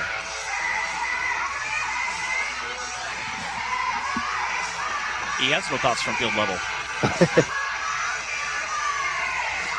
Sorry, Devin. I was down there talking to the new athletic director, C.J. Korf. And tell him hello, and he's going to be on the radio soon. Devin says you're going to be on the radio soon. No, he just shakes his head no and smiles. A man, a few words, it sounds like. But just great to meet the new athletic director and get to know him a little bit more. Coming from Houston, but field level, I mean, I think there's a little excitement here. And like you said, Coach, like we said at the beginning, into the first half, Gebhardt getting that momentum going into the second half and getting the ball back is pretty big for the way Southeast Saline wants to keep their drive going into the second half. Just about ready to start second half here. Not quite ready. About a minute left to burn off the clock as we get ready to go. This is a huge game, really momentum-wise, to set for both of these teams. We talked about the big district play now. You only have really 3 games before you start district play. Southeast will be on the road at Ellsworth next week. Then they'll get into district play in 2 weeks with Russell and Beloit. After the season they had last year, especially towards the start of the year, they want to get off to a better start. Yeah, and, you really got 3 regular season, let's say, real quick, and then district comes up. One more key is we talked about last week, and we talked about at the start of this game. See if the front 4 of Van Amberg, Bunch, McDowell, Adams can kind of set the tone on the defensive side of the ball and maybe get a little pushback on that Beloit offensive line. Yeah, that's a good point. And maybe even on both sides of the ball, too. Yeah. Southeast needs to do a better job up in the trenches. Waiting the football being handed to him. Kalen Chancellor. He now has it on the tee, and he is looking to kick it to right to left. Again, live stream video of this game on SalinaPost.com. It is free, brought to you by Salina Ortho. Your voice, your choice. Here's a little squib kick. It bounces once and goes to Jude Gold. Look out! Jude might break it. He got his shoelaces grabbed at the 47 and then twist his way across midfield to the other 47. Jude just about put one in the end zone for the second time in as many weeks. And Southeast will have great field position here, starting out at the Beloit 46. And when we talk about the speed of Chase Pogue and Michael Murray, but Jude Goldman is pretty quick himself. Dare we say golden speed from Jude. Yes. 1st and 10 for Southeast of Saline. They are going to start out here at the 46-yard line of Beloit. Again, Southeast, if you're joining us on video, wearing white jerseys. Beloit, all black jerseys. Here's a quick out. Left-hand side, Michael Murray slips a tackle. He's at the 40, 35, 30. Now inside the 20, 25, put a dip on. One play drive. It's Southeast of Saline in the end zone, a 46-yard touchdown pass from Luke Gebhardt to Michael Murray, his first reception of the night. So we go 15, 16 minutes in the first half into the second quarter before somebody scores. 14 seconds off the clock, Southeast goes up. That quick drive and that momentum swing right there just happened. Dare I say it's the way each team plays offense. It's exactly right. Second touchdown pass now for Luke Gebhardt in Southeast of Saline. Not the gate, not the swinger that we're usually see. It's more of a traditional misdirection there. Luke Gebhardt fakes 2 handoffs. He's going to try the pylon now. He's going to sell out, and he's in. 2 of 2 on extra point conversions for Southeast of Saline. Now they have put a big gap here of a full 8 points over the Beloit Trojans. We're just underway. Third quarter, 11:46 left to go. Southeast on the board again as they bracket the end of the first half and the beginning of the second half with touchdowns. We'll step away for 30 here on KINA. Salina Regional's Orthopedic and Sports Medicine is your home field advantage. Our physicians include sports medicine physician Dr. Matthew Pyle, along with orthopedic surgeons Drs. Travis Rump, Todd Riley, and Timothy Hawks, plus an A-team of certified athletic trainers and physical therapists. We're ready when you need us to help prevent injuries, enhance performance, or to heal through surgery and rehabilitation. For area athletes to weekend warriors, the home field advantage starts at Saline Regional Orthopedic and Sports Medicine. Roselawn Memorial Park would like to send best wishes to the Southeast of Saline football team. Go get 'em Trojans. For the services they offer, visit roselawsalina.com. Back here at the stadium, I set a full 8. I did not add the 2-point conversion on, which you don't want to forget. That's crucial. It's a 2-possession game. 16-6 our score. We are just 14 seconds into the second half. A one-play drive to Luke Gebhardt, 46 yards to Michael Murray. Michael slipped one tackle and was gone. Here's Boyd now on the kick. It bounces off two Beloit Trojans' hands. Now rolls back to the 10-yard line. Beloit has some work to do getting out. Chancellor now goes to the right-hand side, and he's going to be dropped down just on the outside of the 20-yard line at about the 22, maybe the 23. A big score rush. You and I talked off the air at halftime. That's what Southeast of Saline needed to do to get this game more in their tempo, is put Beloit from behind and see if they still want to play that stagnant offense. Yeah, because you want to score fast, and with Gebhardt and Murray and Pogue and getting the ball out quick, that was just a simple 10-yard button route that Murray broke one tackle, high step, fake out, and go another 20 yards for the touchdown. And we know Beloit is not a throwing team, so they're looking to pound it on the rock. Southeast has only had the ball 4 times tonight. They've scored on half of those drives. 16-6 is our score. Beloit now has it back. They're at their own 23-yard line. Eiler will hand it off. Inside. Barrett now with the carry. He will plunge ahead. Maybe one of his best carries of the night. He has 5. Now he has 10 carries for 21 yards. Yeah, I'm sitting with Beloit. Would they throw the ball one time in the first half for an interception? So, team twice. Okay, Yeah. so you're 1 for 2, but the one completion to the opposite team, and so Beloit really, I don't feel like they're going to stray away from this pound the rock offense inside the tackles. I feel like Owen Eiler can throw the football. They ran a shotgun last year, and he did throw the football. I just don't know if he has the tools around him to make that happen. Here's a pitch out now, left-hand side. This is going to be Aerosmith, and Aerosmith is going to dance around, and his forward progress might carry him for a minimal loss. He ends up all the way back at the 20 when the line of scrimmage was at the 28, and they're going to spot this, let's see, maybe about the 26 and save him a lot of yardage. Bringing that up back to the defensive line and offensive line, we saw the offensive line give Gebhardt enough time to make that throw to Michael Murray, and this defense as line on these first 2 plays seem to come out with a little more, like I say, hitch in the giddy up and want to get the ball. So we'll see if Southeast can keep it up.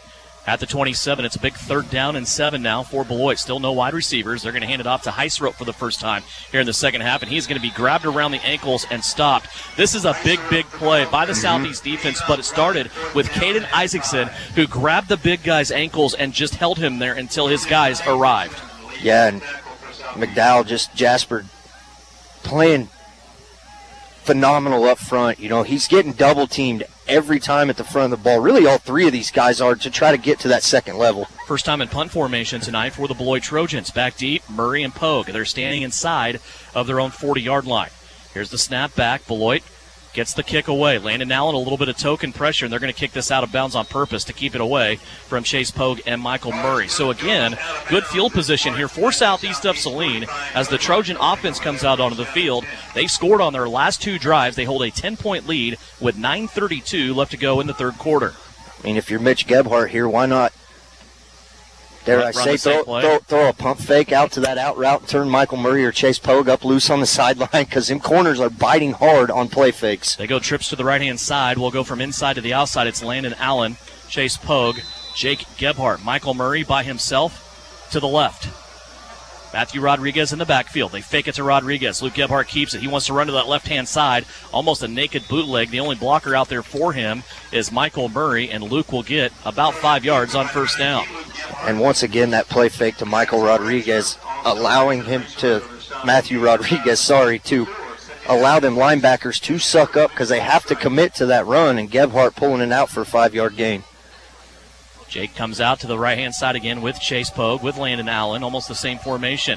There's Luke Gebhardt. He wants to run to the right-hand side this time. Rolling out, hit as he throws, easy for me to say. Chase Pogue sliding down makes the catch at the 41-yard line. That's a gain of 9 for Southeast of Saline and a first down. And that route has been there, Devin, this whole game. A little 10-yard hitch or an out route or a stop route, whatever you want to call it. Chase Pogue, Michael Murray able to beat the defender. Now from the 41. Southeast of Saline trying to put together another drive. Gebhardt has it go off of a defender's hand. Now it's caught by by Jake.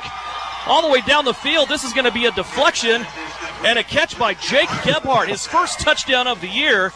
He had a 2-point conversion catch earlier in this game, and that was just bad apples for the Beloit defense. Looked like they had an interception. They could not make the play. The ball pops up in the air, and down the field, junior Jake Gebhardt all the way to pay dirt, 41 yards. And when things are going your way, they're going your way. They had a sure interception there as they run a little reverse here to Chase Pogue, and he's unable to, they stop him short of the extra point there. Southeast of Saline has come out of the locker room, and they're not messing around. Gebhardt to Gebhardt. There's a Beloit defender in there as well. 22-6. The score, Southeast of Saline has scored 22 unanswered with 8:39 left to go in the third quarter. You're listening and watching on Salina Post to Southeast of Saline Trojan football. Generations of confidence, relationships for life. Since establishing business in 1887, the Bank of Tuscany has built its reputation on personal service and community promotion. Family owned and locally operated in the communities of Tuscany, Lincoln, Saline, and Lynchburg. The Bank of Tuscany strives to provide customers with a competitive array of loan and deposit products that aid in their financial success. Visit us today and see why so many people have helped the Bank of Tuscany become one of the strongest banks in Kansas. Bank of Tuscany, member FDIC. We're growing your way. We're the Bank of Tuscany. You're listening to Trojan Football on KINA Sports. 22 unanswered points after the kick will go down to Jathan Show. He is amidst, I'm sure, a very electric and a very excited Southeast of Saline sideline as the Trojans have now scored on 3 straight drives, putting up 22 points and overcoming a 6-0 deficit here on Beloit's home field. 8:39 left to go here in the third quarter. Boyd with his hand in the air. He is going to kick it, low line drive to about the 15-yard line.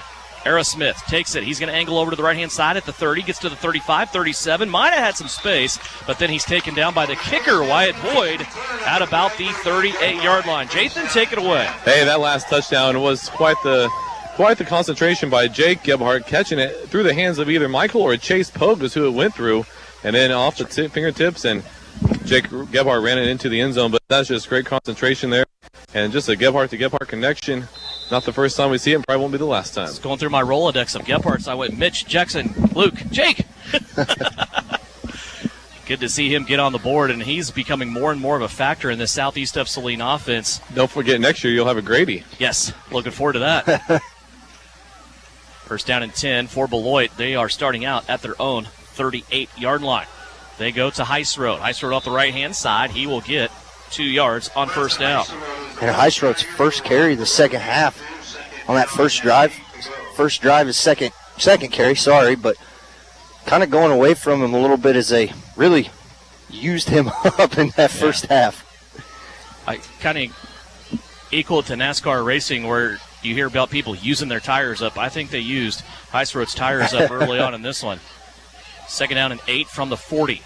They're going to turn, give it to Heisroad again. Fumble on the play. The ball's on the ground. Southeast of Saline diving after it. Beloit in there as well. And the Trojans of Southeast awfully excited, and they have it at the 40. Heisroad fumbles the football. It's the second turnover of the game for the Beloit Trojans, and Southeast of Saline will have it back. And you wonder if fatigue didn't play a factor in maybe that fumble, that Southeast did have good penetration on that and was able to stop him at the line of scrimmage. But Heisroad, as hard as he runs and as well as he protected that ball in the first half, taking those hits. Jathan, you had a good look at that. Who did it and who recovered it? Yeah, Landon Allen's one of the cause the fumble to get kicked out. Just a quick little punch right at the ball, but I couldn't quite see who recovered it. I think it was one of the offensive linemen, Dalton Bunch, possibly. Okay. Here's the give. Little jet sweep action. Michael Murray. He should have been dropped in the backfield for about a loss of 3, but he makes his way back to the line of scrimmage somehow to the 40. Southeast of Saline taking over just outside of the 40 here, and it'll be second down coming up. That is Murray's second carry of the game. He has no yards so far. He had 0 rushes last week.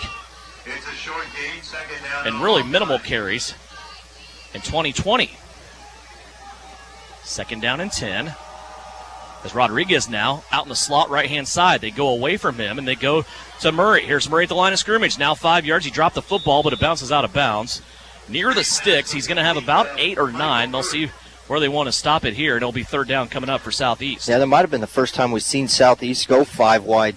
3 wide receivers to the left-hand side of Gebhardt and 2 out to the right. Usually Rodriguez in the backfield for at least a play fake and then a quick out screen. Gebhardt able to get a good grip on the ball quick and get it out for a good 8-yard gain. 8.5 yards on that play. Out to Michael Murray as we see him come out of his shell a little bit here in the second half. There's the give to Rodriguez. Short yardage, why not? He's already in the second level. His jersey's being torn. He's dragging Beloit Trojans down all the way towards the 25-yard line. He's finally going to be brought down at the 24. It's a gain of 9 for Matthew Rodriguez. That play reminded me of the throw it back a little ways to the Little Giants when the jersey about gets ripped off the back because he drugged that defender about 3 yards. Nice. What do they go by, the jersey length or where it starts or ends at? Oh, boy. First down and 10 now. They're going to try a little counter to the right. Ends up with Rodriguez going back to the left, wrestling with a Beloit defender. He's going to make his way to the 21. That's a gain of 3. And once again, Rodriguez probably should have been tackled at the line of scrimmage right there, but Southeast does not go down very often on first contact. He's not going to have a lot of carries. He's not going to be a 30-yard carry guy. He's not going to have a lot of yards, but every single one he gets is a lot of fun to watch. From the 21, Southeast of Saline, second down and 8. They go back to Matthew Rodriguez, and he is going to take it to the line of scrimmage and be stopped there at the 21. And Southeast going kind of run heavy here with Rodriguez and just a quick bubble screen. Gebhardt may be setting up something with this play action to get these linebackers sucked in as they got speed on the outside. Football now sitting at the 23-yard line. Third down and 8.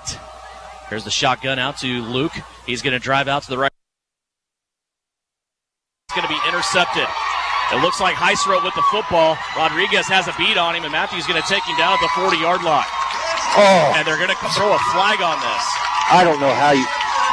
I'm not sure. I'm not going to question the official's call, but that was just Jathan, a great... I'll keep it right here because it happened right in front of us. Matthew Rodriguez came over. Heisroth was running down the left-hand sideline. Rodriguez, textbook tackle, had his helmet on the side, wrapped him up. The two rolled out of bounds together, and they're going to say personal foul here on Southeast of Saline on the tackle from Matthew Rodriguez. How else do you want him to do it? Do you want him to come over and just blast him out of bounds to the track, or you got to make the decision on what you want to do there? Gebhardt's not happy. Mitch is out on the field. I feel like Rodriguez is a little chippy on the field. He likes to talk. Did that come into a play as he was talking on the last? But nonetheless, there was nothing wrong. That was a textbook tackle on the sideline. I don't know that he does like to talk. He's probably the most silent person I've been around a little bit that I have been. I think it just looked bad. Like it was a great tackle. Yes. And the flag came out way too soon for anybody to have the opportunity to say anything. They weren't even done rolling on the ground yet, and the flag was already in the air. Nonetheless, Beloit's going to benefit from an interception with 5:50 left to go, and also the penalty tacked on top of it. Logan Aerosmith takes it to the 20-yard line, where he is brought down there. It's a gain of 2. Yeah, and great finish up there by Rodriguez as he kind of taps his chest and his helmet like, yeah, I'm still here, and I'm going to make that same tackle every time I can. 3 yards on the night for Logan Aerosmith. That's his 5th carry. Not a very good average to have. Beloit at the 19-yard line. And Beloit kind of slowing things down, taking a little while to get the play call in here. I'm telling you, they just look like they are drained. Like they just look like they don't have any energy right now. Yeah. And they kind of look that way at the end of the first quarter. Here's Aerosmith now. He tries the right-hand side, runs into Rodriguez. He'll take it just inside of the 15 and get a gain of 4. And Southeast able to punch it out for a fumble recovery on that last drive. You see a lot of, after first contact, Southeast, the second and third tacklers coming in trying to rip that ball out. Beloit now at the 15-yard line, 3rd down and 3, 4:42 left to play here in the third quarter. 22-6 is our score. Big third down here. Of course, they're probably in 4-down territory. Here's the fake by Eilert, and he's going to have some space. He's inside the 10, and he's going to meet up out on the edge with safety Luke Gebhardt. Eilert will take it down to the 8-yard line and have 7. So he's done that twice now as Owen Eilert, and they've been very productive on both carries. 2 carries for a total of 14 yards. Got 7 on each one. With Beloit beating the middle of the field up in between the tackles and Southeast collapsing down, as they should because they haven't ran that play, the threat of that is always there when that happens. Inside the 10 now at the 8. First down and goal for this Beloit offense. Looking for their first score of the second half. Here's the handoff to Era Smith. He's going to hesitate in the hole and then pay for it as he is drugged down from behind. Minimal gain. One thing from the Southeast defense I've noticed tonight, Devin, is it's not one guy at the ball. It's 2, 3 defenders for Southeast making the tackle at the same time. The gang tackling up against a very good, what has been tonight, Beloit offensive line.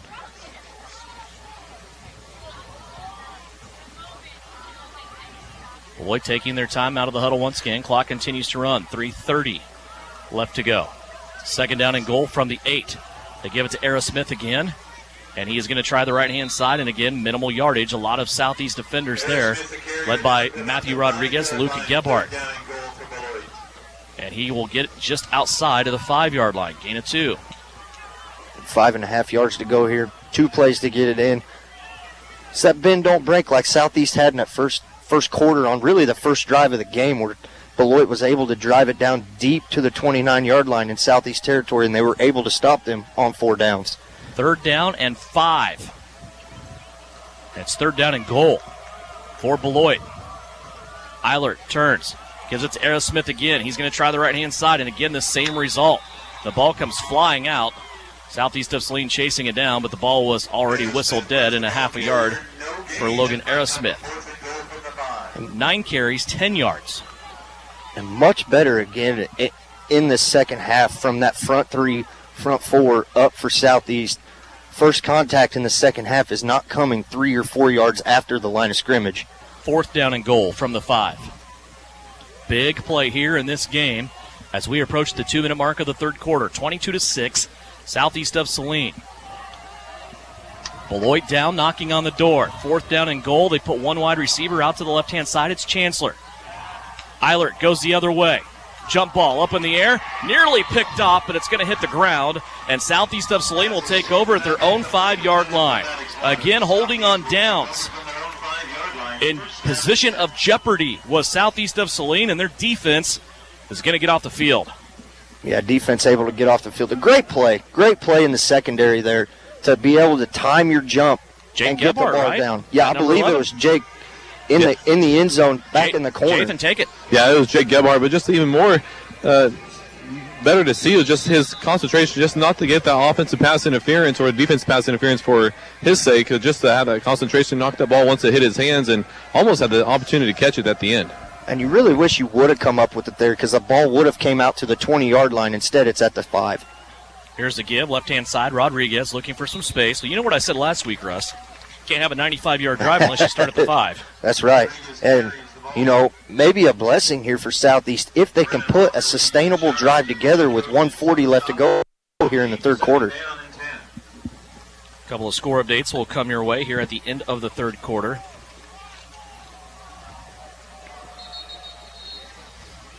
And we're going to have a flag on the play against Southeast of Saline. Procedure.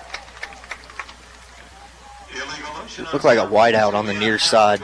Tucker Thaxton in on the right-hand side. I'm not saying he was the one in procedure. I'm just saying he was out on offense for one of the first times tonight. Really no harm there. It's about a 2-yard penalty, so half the distance inside the 10-yard line. 1:24 left to go. Second down at 12. Ball on the 3 for Southeast of Saline's offense. They're backed up here. Luke Gebhardt back in his own end zone. Wants to pass. Has some room to roll if he wants to. Looked like he was going to hang on to it to the last second. Now he's going to be hit at the 5, and he is going to crumble down at the 10. Boy, he got hit hard right at the sideline. But Luke's going to get up and go back to the huddle. Just those two collided up around the shoulder pads against each other. Luke able to get to the 12. What a carry there for 9 yards. He was stumbling most of them. Yeah, and he was about tackled at the goal line, and Chase Pogue kind of ran in. They kind of ran a crossing route, him and Tucker Thaxton on the near side, and Chase Pogue was able to come open late. Gebhardt had already made the decision to tuck it. 3rd down and 4 for Southeast. 67 seconds left to go, and they're going to whistle this one dead before it has a chance to get going. Another procedure penalty on Southeast. That's kind of a big penalty there, Devin. It pushes them back here. It'll be about 3rd and 7 or 8 yards to go now. Yes, sir. Going to call it at the 12. 3rd and 8. Oh, excuse me, at the 6. Not the 12. 2 wide receivers to the right-hand side. A solo to the left. Gebhardt wants to roll to the left. He's going to throw it out there. Has Michael Murray, and Murray right on the spot. Nope, they're going to say incomplete. He couldn't hang on to it. So that would have been a big play for Southeast of Saline, but an incomplete pass, and that is the first incompletion other than the interception for Luke Gebhardt here in the second half. And Michael Murray's slow to get up there. He kind of fell awkwardly. He didn't really have a chance to get that off arm out as he still had the ball with both arms. Looks like Southeast is going to bring in the punt team here deep in their own territory. Luke Obermeyer will be back in his own end zone to punt this one away for Southeast of Saline.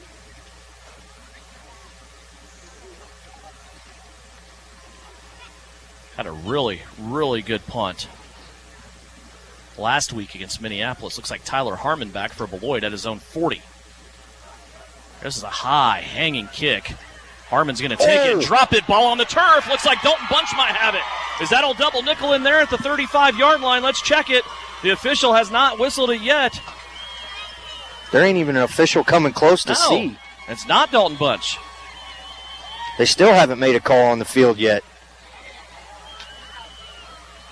What a great special teams play. I'm not sure who that was. Was that?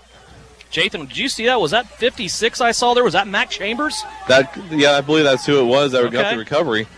They're still discussing on who has the ball. There we go. That's going to be Southeast Saline ball because Beloit took it out there at the end, but we had possession of it when the play and the whistle blew. Again, don't you have to give a little bit of credit on that, guys, to Luke Obermeyer? That ball was sky high. It was up around the lights for a while. It was a shorter kick, but it was very, very high. Yeah, that's exactly who you got to give credit to. Sorry there, Jathan. No, you're good. Exactly. I mean, getting that sky high, I thought it'd surely be a fair catch signal, but he just wanted to try to get that momentum back to Beloit's side, but Southeast Saline capitalized. Matthew Rodriguez will take the handoff here. Southeast of Saline takes over at the 37-yard line. If anything else, this is going to let Southeast of Saline take this possession into the fourth quarter. Down to 39 seconds left to go. 22-6 is our score. And they're just now spotting the ball with 35 seconds on the clock. They may not have to run another play here in the third quarter. Rodriguez lost 2 on that play. Beloit really getting after the run, and when you've been around Mitch Gebhardt offenses long enough, you smell setup when they start crowding the line of scrimmage that much. Clock down to 15. Back judge still not counting. No. And he's going to tell him to run one more play. That's a gratuitous no delay a game if you run a play here. Then they're going to call delay a game with 1 second left on the clock. Wow. He never dropped a hand, dropped an arm, anything. Gebhardt on the field. Look, he's asking him. That's Gebhardt's doing it. He never asked him. Yep. He never signaled 10, never signaled 5. They're going to say procedure against Southeast. Okay. I guess I didn't see that. I just assumed delay a game. Jathan, that one smells a little funny. Yeah, like they were expecting and ready just to throw the flag and no matter what, but 1 second left, and then they start the clock. And now they're going to have it in the third quarter. We're at the end of 3. 22-6. Southeast of Saline comes out of the locker room. They were able to score, get a turnover, and score again, and they hold a 16-point advantage as we go to the final quarter. Southeast of Saline over Beloit. You're listening and watching on Salina Post live stream video, all courtesy of our friends at Salina Ortho. Your voice, your choice here on KINA. Stardust Trophy Downtown Salina has all the cool football medals and trophies your team needs for its players when their practice session pays off in big wins. Choose from tons of trophy styles and customize it exactly as you want. Stardust Trophy even has special trophies just for fantasy football leagues. Just for fun, choose football bobblehead trophies. Got an autographed or special football? Show it off in a special acrylic showcase from Stardust Trophy. 121 South Santa Fe, downtown Salina. It's third down and 8 for the Trojans. They really need to make the right call here. During the football game, it's crucial to make the right call. And in real estate, one call can bring a positive outcome from your real estate experience. Whether you're looking for real property, upsizing to make room for the family, downsizing, or acquiring investment property, call Winnell Garrettson at SalinaHomes.com. What a call! Touchdown, Trojans! Buy or sell, call Winnell. You are listening to Southeast Trojan Football on KINA Sports. Our chance to check the Bennington State Bank scoreboard as we come back to Beloit. Welcome back. Concordia over Abilene at halftime, 51-6. Holton and Chapman still doing battle. They finally hit half, 10-8. Also, 24-14, Manhattan over Junction City. They have scored one more time. Southeast of Saline ready to go here. They are going to throw it out to the right-hand side. This is going to go to Jake Gebhardt. He slips a tackle, 40, 45, and ran out of bounds just shy of the 50-yard line. He will have a first down on a gain of about 19 yards. Yeah, that out route has really been the go-to for Southeast. You recall Michael Murray on that one touchdown he scored was just a quick out route and broke one tackle and was able to free. Two catches, 60 yards for Jake Gebhardt. And the first catch wasn't really even intended for him. Shh. We don't talk about that after that. There's the fake to Matthew Rodriguez. Luke Gebhardt's going to keep it. Goes up the middle. Gets 2.5 as he crosses the 50 into Beloit territory. That can keep the clock moving. And about 3 yards on first down. 23 yards on the ground for Luke Gebhardt. 3 touchdowns, 1 interception in this game. He has thrown interceptions to Michael Murray, Jake Gebhardt, and Chase Polk. Talk about spreading the love, right? Yeah, that's exactly That's right. what your guy Tom Brady does. He hits every receiver, keeps them all happy. That's right. 2nd down and 8. This time handoff to Matthew Rodriguez. He has space, and now he's looking for a first down. He's inside the 40 to the 38. And another first down for Southeast of Saline. That was a big carry there by Matthew. Yeah, Matthew's biggest run of the night. Right there, able to not really have any contact on that first or even the second level as the cornerback was able to get him up first contact about 8 yards down the field. Leading rusher tonight for Southeast of Saline, 11 carries, 44 yards. He's averaging 4 yards a carry.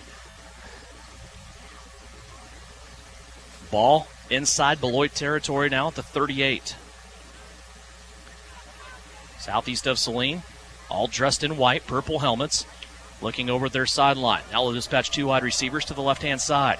Here's Luke Gebhardt, hands it off to Rodriguez, meets with the defensive end, hits him, buries him, spins off. Now Matthew Rodriguez is going to house this. 20-10, easy work for Rodriguez, and he gets tackled in the end zone, and he is going to score.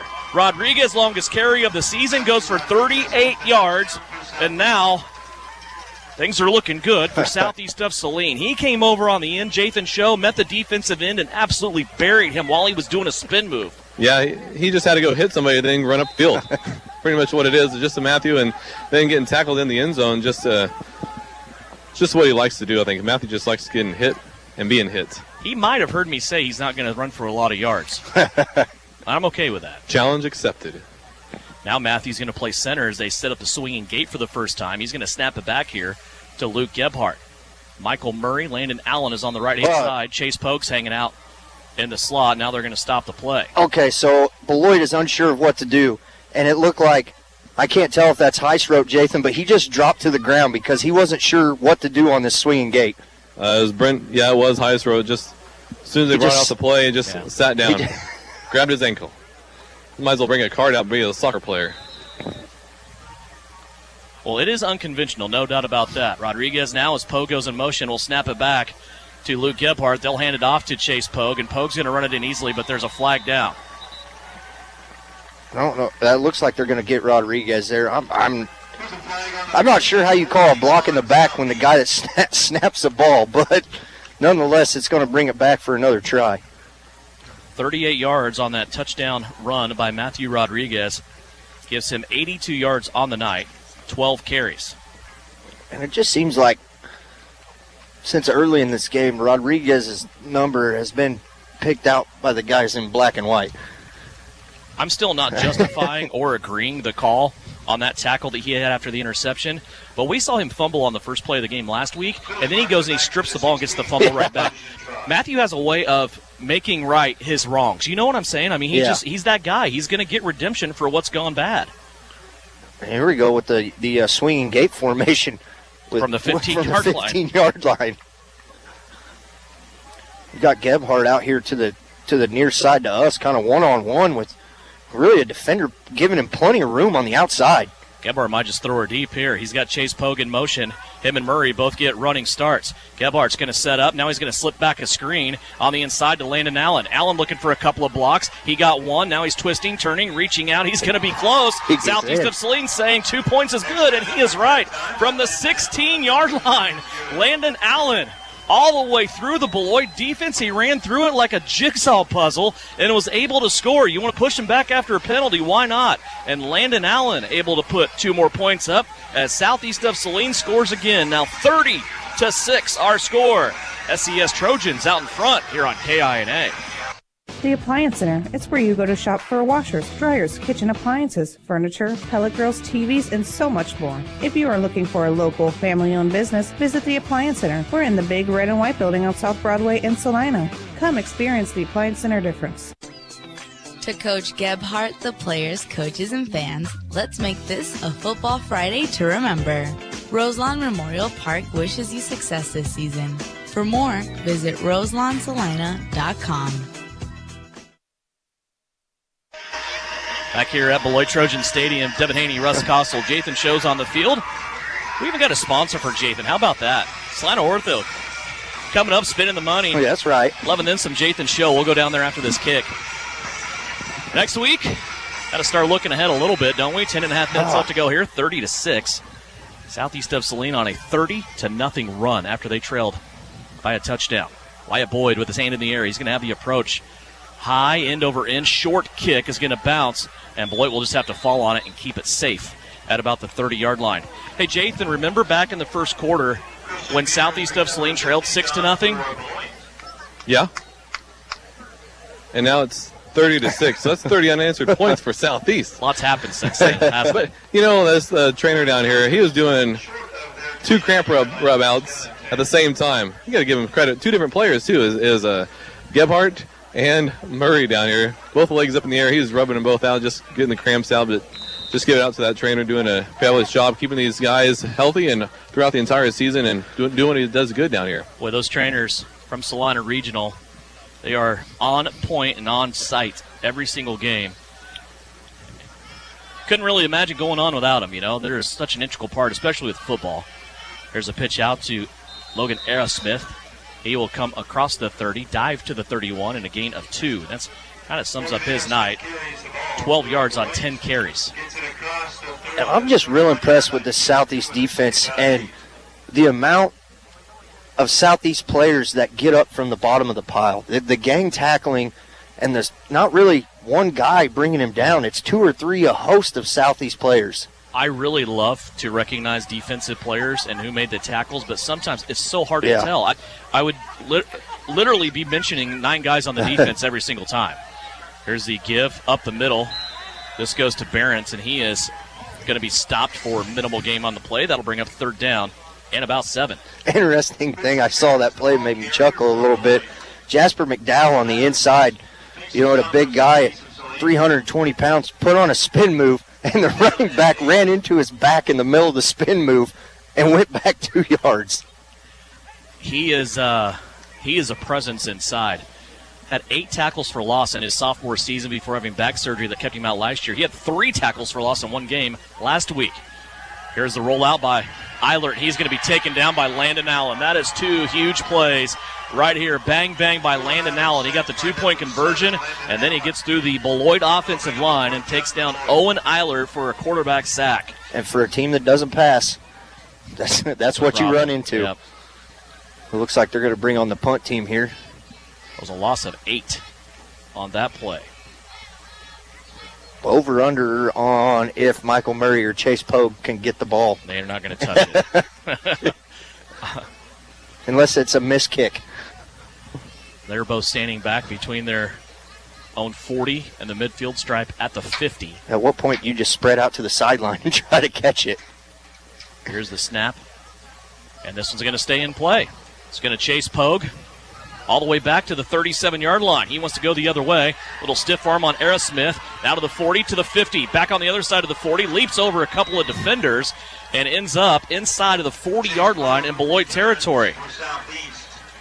Read an article that Brad Gober made a comment about a couple of his guys that I know he said best athletes in the world. I know he was kind of fluffing that up. He had a high opinion of them, obviously, but just looked like everybody in black was stuck in the mud that time when Chase Pogue had the ball. Yeah, one guy had a shot at him there. I don't really know who it was, but when you think he's got a shot, he just puts on the afterburners and up the sideline he goes. Just incredible to watch them two get the ball in open space. Chase that time went from the 36 to the 36 on a 28-yard return. First down and 10 now for Southeast of Saline. They're going to be stopped here. Looks like maybe another procedure penalty.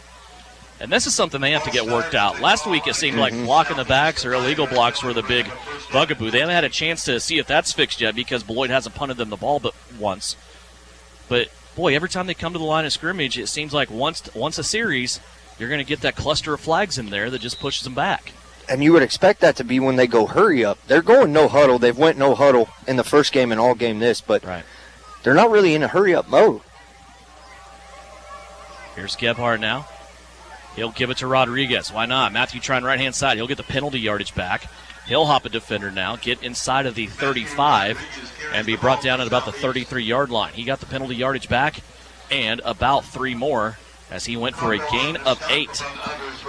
And now Matthew knocking on the door of what might be 100 yards tonight. He is at 13 carries for 90 yards, of course, unofficially. Yeah, with, up 24 points, you're going to get a heavy dose of the run game here. So maybe he can get over that 100-yard mark. Clock is running, 7:38 left to play here in Beloit. Southeast of Saline with trip wide receivers to the left-hand side. Luke Gebhardt will run away from those receivers and lunge his way to the 30. Looks like he's going to have 3 yards on that play. Third down coming up. Couldn't tell over there who the pulling guard was on that right side, but just unable to get out there and make that lead block to spring the corner. And that's a tall task, asking a right guard on no play fake to pull out around the tight end before the quarterback gets there. I was going to say it might have been left guard Evan Nicholson, but it could have been the center Braxton Blake. I know Mitch Gebhardt pulls the centers sometimes. He did that a lot with Sterling Harp. Third down and 4. Beloit hops off sides, and they're going to gift Southeast of Saline a first down. This will be close, but I think Southeast should have it about by a football.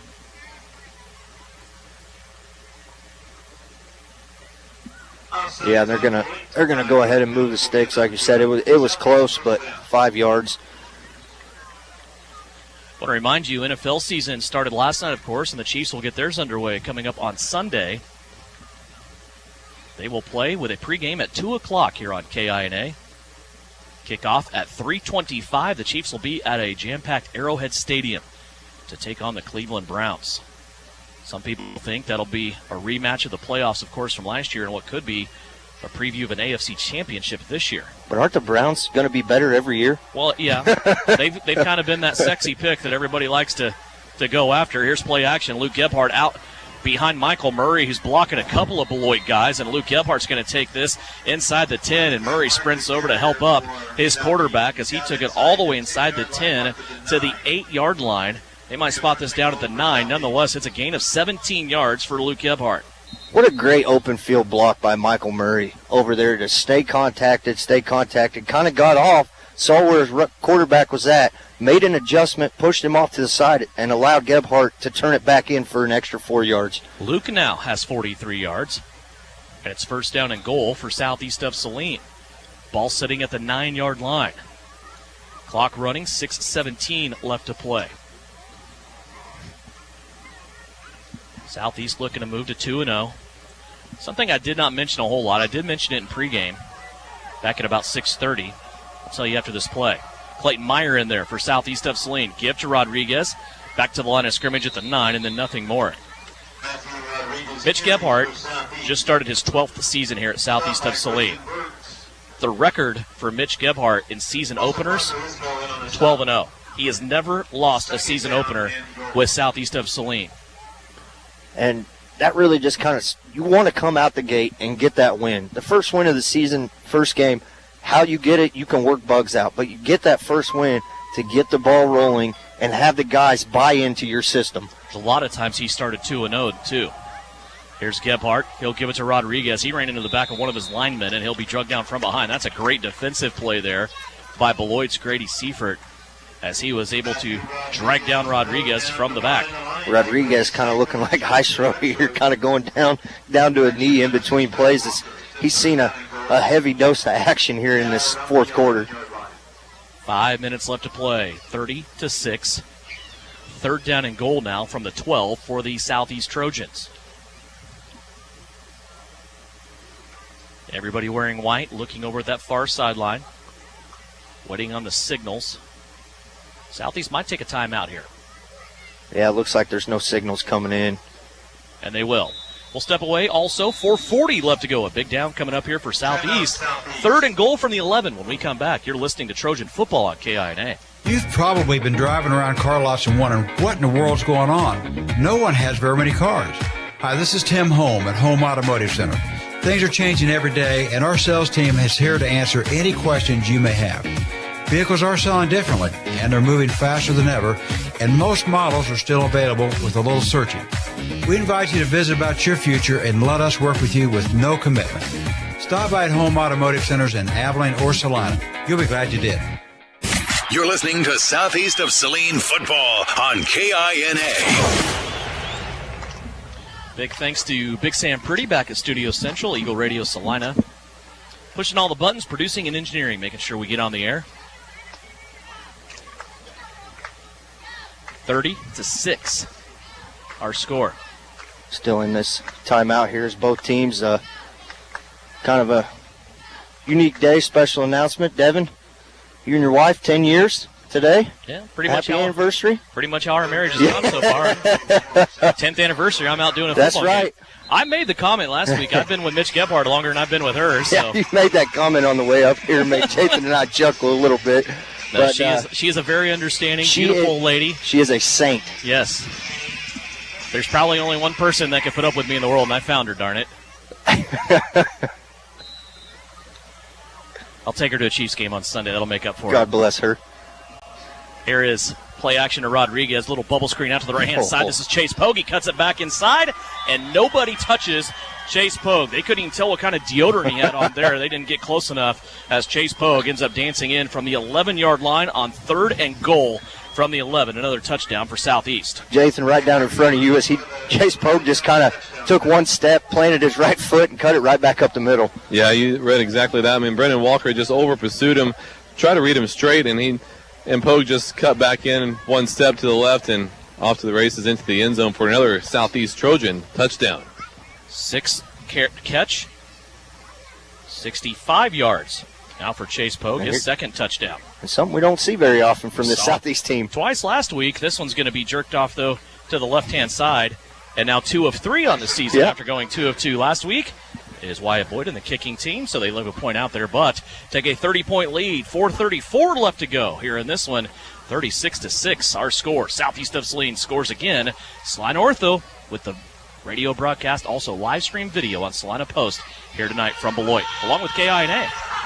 The winter season may be here, but paintball fun is still waiting for you at Elite Sports. Elite Sports Paintball Complex, located 5 miles south of Salina, is open for special winter hours. Get the group together and visit Elite Sports on Saturdays and Sundays this winter from 11 until 4. Elite Sports features low-impact paintballs for the beginners or little ones, so everyone can have more fun. Visit them online at salinapaintballcomplex.com. Elite Sports Paintball Complex, open and waiting for you this weekend.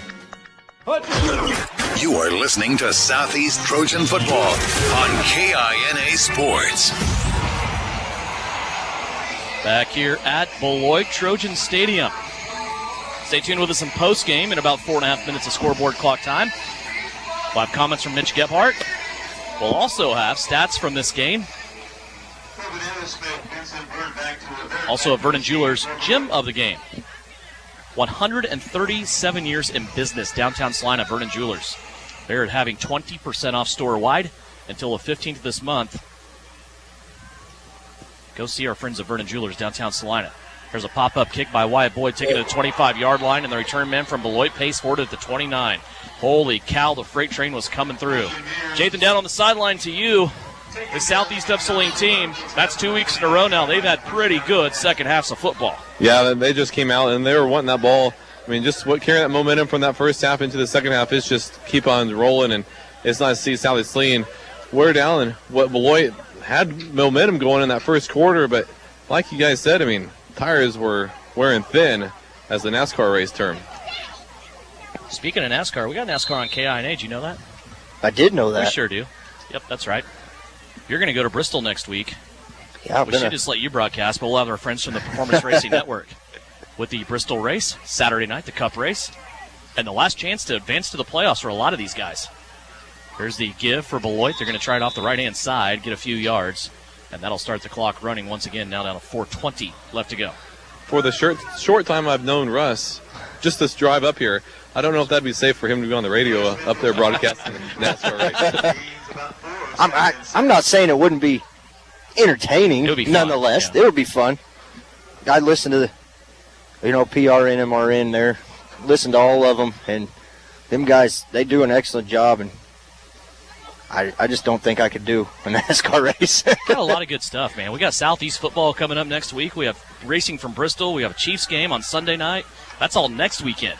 There's Owen Eilert. He's trying to stretch it out to the right-hand side, looking for that first down. A flag will come in, as it looks like maybe Michael Murray got drugged down from behind as he was running after Eilert on that play. Yeah, I'm pretty sure Murray got, and he's upset about it. Well, you got the flag, Michael. You can go ahead and go back. But, yeah, he was drugged down from behind, from the face mask, just everywhere they could get a hold of him.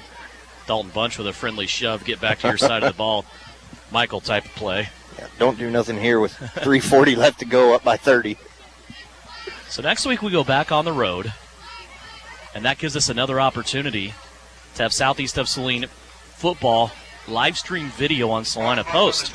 Brian Dennett also does a great job helping us out with that. He's here tonight for this game, and then we will have it again next week from Ellsworth, home of the Bearcats. We'll go tangle with them and have live stream video with the radio broadcast paired together next week on Salina Post. That's all brought to you by Commercial Tire Centers. Next week from Ellsworth. After the penalty, Beloit backtracks to the 25-yard line. They're going to run it off left guard and just keep this clock going, it appears. And even though this game now is a 30-point game, but when Southeast came out at the start of the second half and scored that quick touchdown, Beloit really didn't change anything. They're more one-dimensional this year than I think we've seen them in a lot of years before. Well, when you go back, Craig Koenig was here, when they run that double wing, they were extremely one-dimensional because that's all they really did, but they were really, really good at it. It's almost like they're searching for an identity now, and that happens when you change your system. And when Jathan talked to Coach Gebhardt there at halftime, he said, we'll make adjustments on defense, and that's exactly what they've done. Of course. That's what it's all about, right? It's a halftime adjustment. Here's another penalty, and it's going to be a procedure penalty on Beloit once again. This will back him up to the 21-yard line. 2:34 left to go. Marks it back to the 21. Third down and 18. Southeast of Saline. Pushing Beloit back. A lot of the starters still out there for Southeast, but there are some guys coming in, spelling the starters. Wyatt Boyd out there. Jace Van Amberg has been a pivotal player in this game tonight. Mitch Gebhardt continues to build the depth on this team. Here's Eilert back to pass. Looked like he wanted to go down the right-hand side. He's going to scramble. Now he does go down the right-hand side. His receiver quit on that play. I don't know really what was going on there. Coverage was provided that time from Southeast of Saline's Cameron Whitty, the sophomore.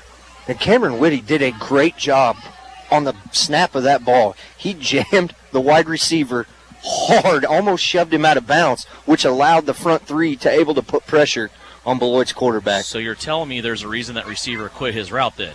Yeah, he was. And it was Cameron Whitty. Yeah, that's exactly right. And it was quit his route at the start of his route, but really before it even started.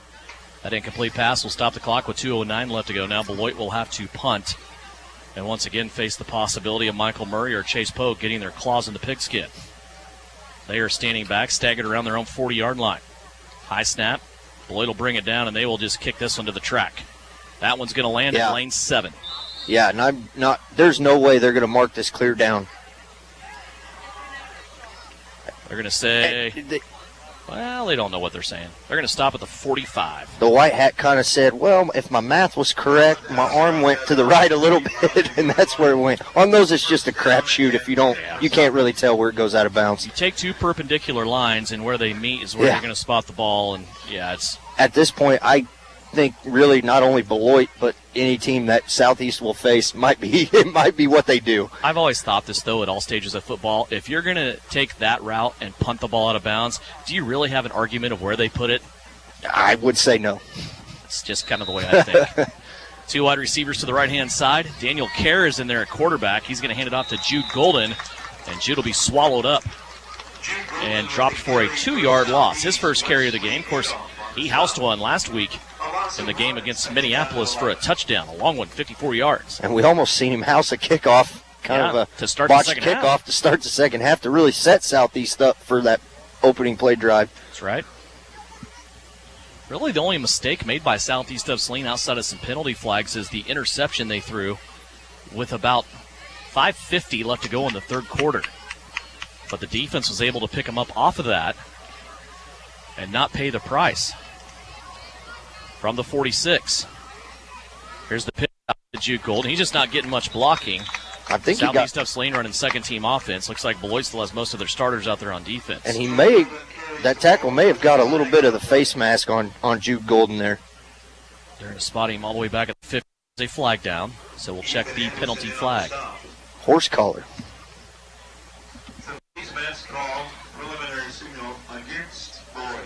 You are correct, Russ. It was a horse collar. So that'll be a first down for Southeast of Saline. They'll start marching towards their end zone once again with just 67 seconds left to play again. Keep it tuned right here. We'll have post-game for you, including comments from Mitch Gebhardt. Jason will see if he can get a player or two to talk. Also, we will make our way towards the scoreboard show that starts at 10 with a look at the Chiefs' first game that comes up on Sunday. Also a look at the Kansas State Wildcats. They play Southern Illinois at Bill Snyder Family Stadium tomorrow. They looked really, really good last Saturday against Stanford down in Arlington, Texas. I think I might partake in that game too tomorrow. Yeah, why not? See if K-State can go to 2-0. There's going to be an interesting play for the football power of the new Big 12. Yeah. With 4 new teams coming in and the Big 12 actually being back to 12 teams, kicking Oklahoma and Texas out the door. Doorknob didn't get cold for long before they were able to rebuild that conference, and a final knee here by Southeast of Saline will put the victory in the books for the visiting Trojans from Gypsum. 36-6 is our final score. Southeast of Saline overcomes a 6-0 deficit, and they rattle off 36 straight points on their way to 2-0. When we come back on the postgame report, it's brought to you by Commercial Tire Centers. We'll talk to Mitch Gebhardt, see his thoughts about it. Also have stats from this contest. It's all coming up. Southeast of Saline wins it over Beloit 36-6 right here on KINA. At Commercial Tire Centers, we know you have many places to be and lots of things to see. Your tires are everything, and we are here to serve you. From the smallest lawnmower tire to passenger tires, farm tires, and the largest truck and commercial tires, call Commercial Tire. Oil changes, suspension service, alignment, too many things to mention. The trusted tire experts are at Commercial Tire Center. Commercial Tire Centers, where service is everything. The name is JJ Lawn Care, but don't let the name fool you. It's not just lawns they care about, it's their customers. JJ Lawn Care is a locally owned business that works with people in around Salina on more than just lawns. Warm weather is winding down. Fertilizing and winterizing your lawn and removing those pesky leaves can be a real chore. Let JJ Lawn Care come to the rescue for your fescue. Give Jathan a call today at 820-7728. JJ Lawn Care, caring for more than just your lawn. When termites strike your home or business, you want to fight back with the best. Hasman Termite and Pest Control to the rescue. With over 57 years experience, they offer the best of options, including the new BASF High Precision Injection Treatment. Don't let termites get you down. With one phone call to Hassman's, they can put one in the win column for you. Call Hassman Termite and Pest Control today or visit HassmanTermite.com and follow them on Facebook. PRP, or platelet-rich plasma injection therapy, has received quite a bit of attention since its use by many professional athletes. Professional football players like Peyton Manning and Jamal Charles have used PRP therapy for sports injuries and to avoid surgery. But you don't have to be a world-class athlete with millions of dollars for this cutting-edge therapy. PRP is available to you in the Saline Pain Clinic. Call the doctors for a consultation and see if this treatment is right for you. See them at 200 South 5th in the Salina Surgical Arts Center.